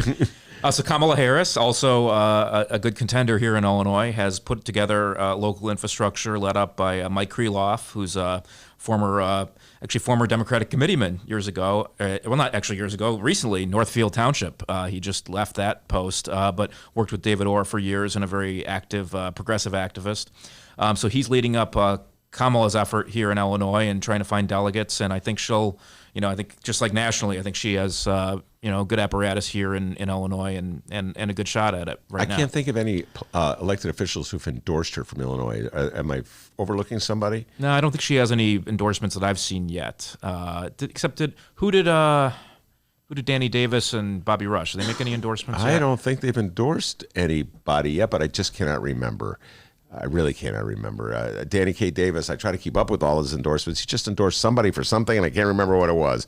But Kamala Harris is the one that I've been flirting with a lot. I like to tease. Danny Davis did endorse her. He did endorse her? Okay. Yes. All right. You're way better than me at that. I'm looking it up. I didn't know. I didn't look it up. I didn't know. I knew he endorsed somebody. Danny K. Davis. Maybe we should have him come in and join that debate, representing Danny K. Davis, Brennan Johnson, and Carlos Ramirez-Rosa. Wow, that'd be a heck of a debate. Kamala Harris been flirting. I still think she could be a force in this election. She had a setback in that second debate, obviously. She did not do well. She stumbled on the health care question, which is a pivotal question for Democrats to have to deal with. But, hey, everybody stumbles. Bill Clinton had a lot of stumbles and falls on the way to 92. So she's still in the game. We'll see. Let's hear that Clinton impression you got. I love you, Dennis. I love Jacob Kaplan. I remember Jacob Kaplan was at Whitney Young High School. I love Jacob Kaplan. Anyway, that's my number two. Good. Number two. All right, who do I go for number two? I'm going to just go Biden. Uncle Joe. Uncle Joe or Grandpa Joe, whatever it is. Joe Biden. So Joe Biden does not have as much of an infrastructure in Illinois that I've seen yet. I think he's, of course, focused more on Iowa right now. Not doing so well there if you look at the latest polls, though. I hadn't seen. What is the latest poll out of Iowa? He was not in the first or second spot, if I remember correctly. I mean, he's just not catching that much traction. There was talk of them pulling out of or just focusing on media there. They don't have as much of a field operation as some of the others. So I don't know what's going on in Iowa. They were it almost seemed like they were looking to write that off and manage expectations that they're going to lose it. Wow. Front runner writing off Iowa. It doesn't sound so good. Yeah, it doesn't sound good. good. But Biden's still number one in the national polls, Yeah. and continues to be so, and he's been pretty stable there. So, and in Illinois, from what I've seen, it's the same deal. He's in the lead if you look at any sort of polling we've been able to see out of Illinois. It's just he doesn't have much of an infrastructure here. So, any local endorsements? Not that I've seen, interestingly. There probably are, but they haven't really been publicized. I did a whole bit a little while ago about Joe Biden supporters in Illinois, and I was a friend of mine, and we were talking about the election, and she's older and roughly my age, and very concerned, has that typical older baby boomer attitude about politics and electability, and she said she was for Joe Biden. But when she said she was for Joe Biden, Jacob, she went like this: "I'm for Biden." She dropped her voice like she was ashamed of it. I was like, "Sing it out to the mountaintops! Wow. That's your guy. That's your guy." And it kind of sums up Joe Biden with progressives, in the state. But that's pretty. That speaks a lot that Joe Biden does not have elected officials on board singing his praise, supporting him. At least yet. Again, we'll see. Yeah, we'll see. Has John Cullerton endorsed anybody yet, as far as I know? Not that I've seen. I haven't seen anything. And Michael Joseph Madigan, of course, is not. No. Yeah. No endorsements. Yeah, no endorsement. Joe Biden would like to weigh in here. So this idea is a bunch of malarkey. Wait, what idea? No one said any ideas. He's losing it. Oh, man. All right, it's Joe Biden. And finally, Bernie Sanders. Yes. Well, Bernie is doing relatively well here as well, and has some of the local Democratic socialists have certainly endorsed him, including State Senator Robert Peters, who we were talking about, and who was just on your show. Of course, Carlos Ramirez-Rosa. I believe Andre Vasquez, the 40th Ward. I mean, he's going to get a lot of the Democratic Socialist support. And, he has a lot of, hardcore leftist supporters, and I think he'll do relatively well here. He did last time in the primary in 2016, of course, in Illinois. So I think he's still in the top. You have to consider him in the top 5. He doesn't have much of a campaign apparatus here, but he has a lot of local supporters and endorsers. I believe Hillary won Illinois in 2016. Am I correct? She did, but it was closer than a lot of people realize. I mean, Bernie won a lot of Chicago wards, for instance. Is that right? Yeah. I guess I did know that. He won like the 10th ward. And a lot of the Latino wards. Yeah. Yeah. Oh, he had Chewy's endorsement in 2016, and that helped him a lot in the Hispanic ward. So if you had to be an odds maker right now, you would say the state of Illinois in the 2020 presidential primary would go, at this date, who do you think is going to win it? I mean, I have to go by the polls. I think it'd be Biden if the election were held today. But there's so much time between then and now. I mean, absolutely. That is Jacob Kaplan, Executive Director, the Cook County Democratic Party. We really did a deep dive today, man. We made Kaplan work today. Yeah, and I wanted to ask him something. I just been kind of thinking about it. I know 2020 election. I want to ask you about the 2024 election. Will J.B. Pritzker run for president in 2024? The richest politician in America. Is he the richest? Yeah. He's absolutely. I'm trying to think of some Republicans. But there's so many what ifs to that question. Number one, Trump has to win again in 2020. Okay, he wouldn't run against. And I wanted to ask that too. So if Trump wins again in 2020, will it be J.B. Pritzker versus Ivanka Trump? That could very well be in 2024. No way. But if Trump wins in 2020 Yeah. and Pritzker passes the fair tax in 2020 and gets reelected in 2022 and is seen as turning around Illinois, I could very well see him being a contender in 2024. Yeah, but there's so many what ifs. There's so many what ifs in that question. And by the way, if Joseph Biden is the victorious candidate, I've seen him suggest a couple times that he only wants to be a one-termer. Everyone always says that. Yeah, I know. You're right. You're right. When you're right, you're right. To quote Jack Nicholson in Chinatown. All right. Anyway, great question, D. Jacob Kaplan, thank you so much. Like I said, we really put you to work. We did. We covered a lot of ground. Next time we'll have Danny P back from his yeah, wedding, he can help right? you out a little bit. We'll book a time as soon as the show's over. David Seaton, outstanding job at about 2:30. Of course, it's Friday. Rummana Hussain, the Rummana Rundown. Man, what a week it's been. I am exhausted. I'm going to go home. Hey, wait, what happened to your face? Oh, God. Yeah, man. I got news for you. That joke will be around next week because I still have the bandages on. Anyway, Dr. D did a magnificent job as always. Give yourself a raise. Take it out of petty cash. Have a great weekend, everybody. Hey, and remember, you can download previous Ben Joravsky shows and Benny J bonus interviews, like this weekend's Benny J bonus interviews, at both Chicago Sun-Times and Chicago Reader websites, chicago.suntimes.com, chicagoreader.com, and wherever else you download your favorite podcast. We live stream the show Tuesdays through Fridays, 1 until 3 p.m. Central Time. Once again, at both Chicago Sun-Times and Chicago Reader websites, the Chicago Sun-Times YouTube channel, and Facebook. Just search for @Benny J Show, BENNY, the letter J Show. Or if you want to spell his last name, go for it. I dare you. J-O-R-A, V as in victory, S-K-Y. Check out those Benny J bonus interviews. Download them. We'll see you Tuesday. That's correct.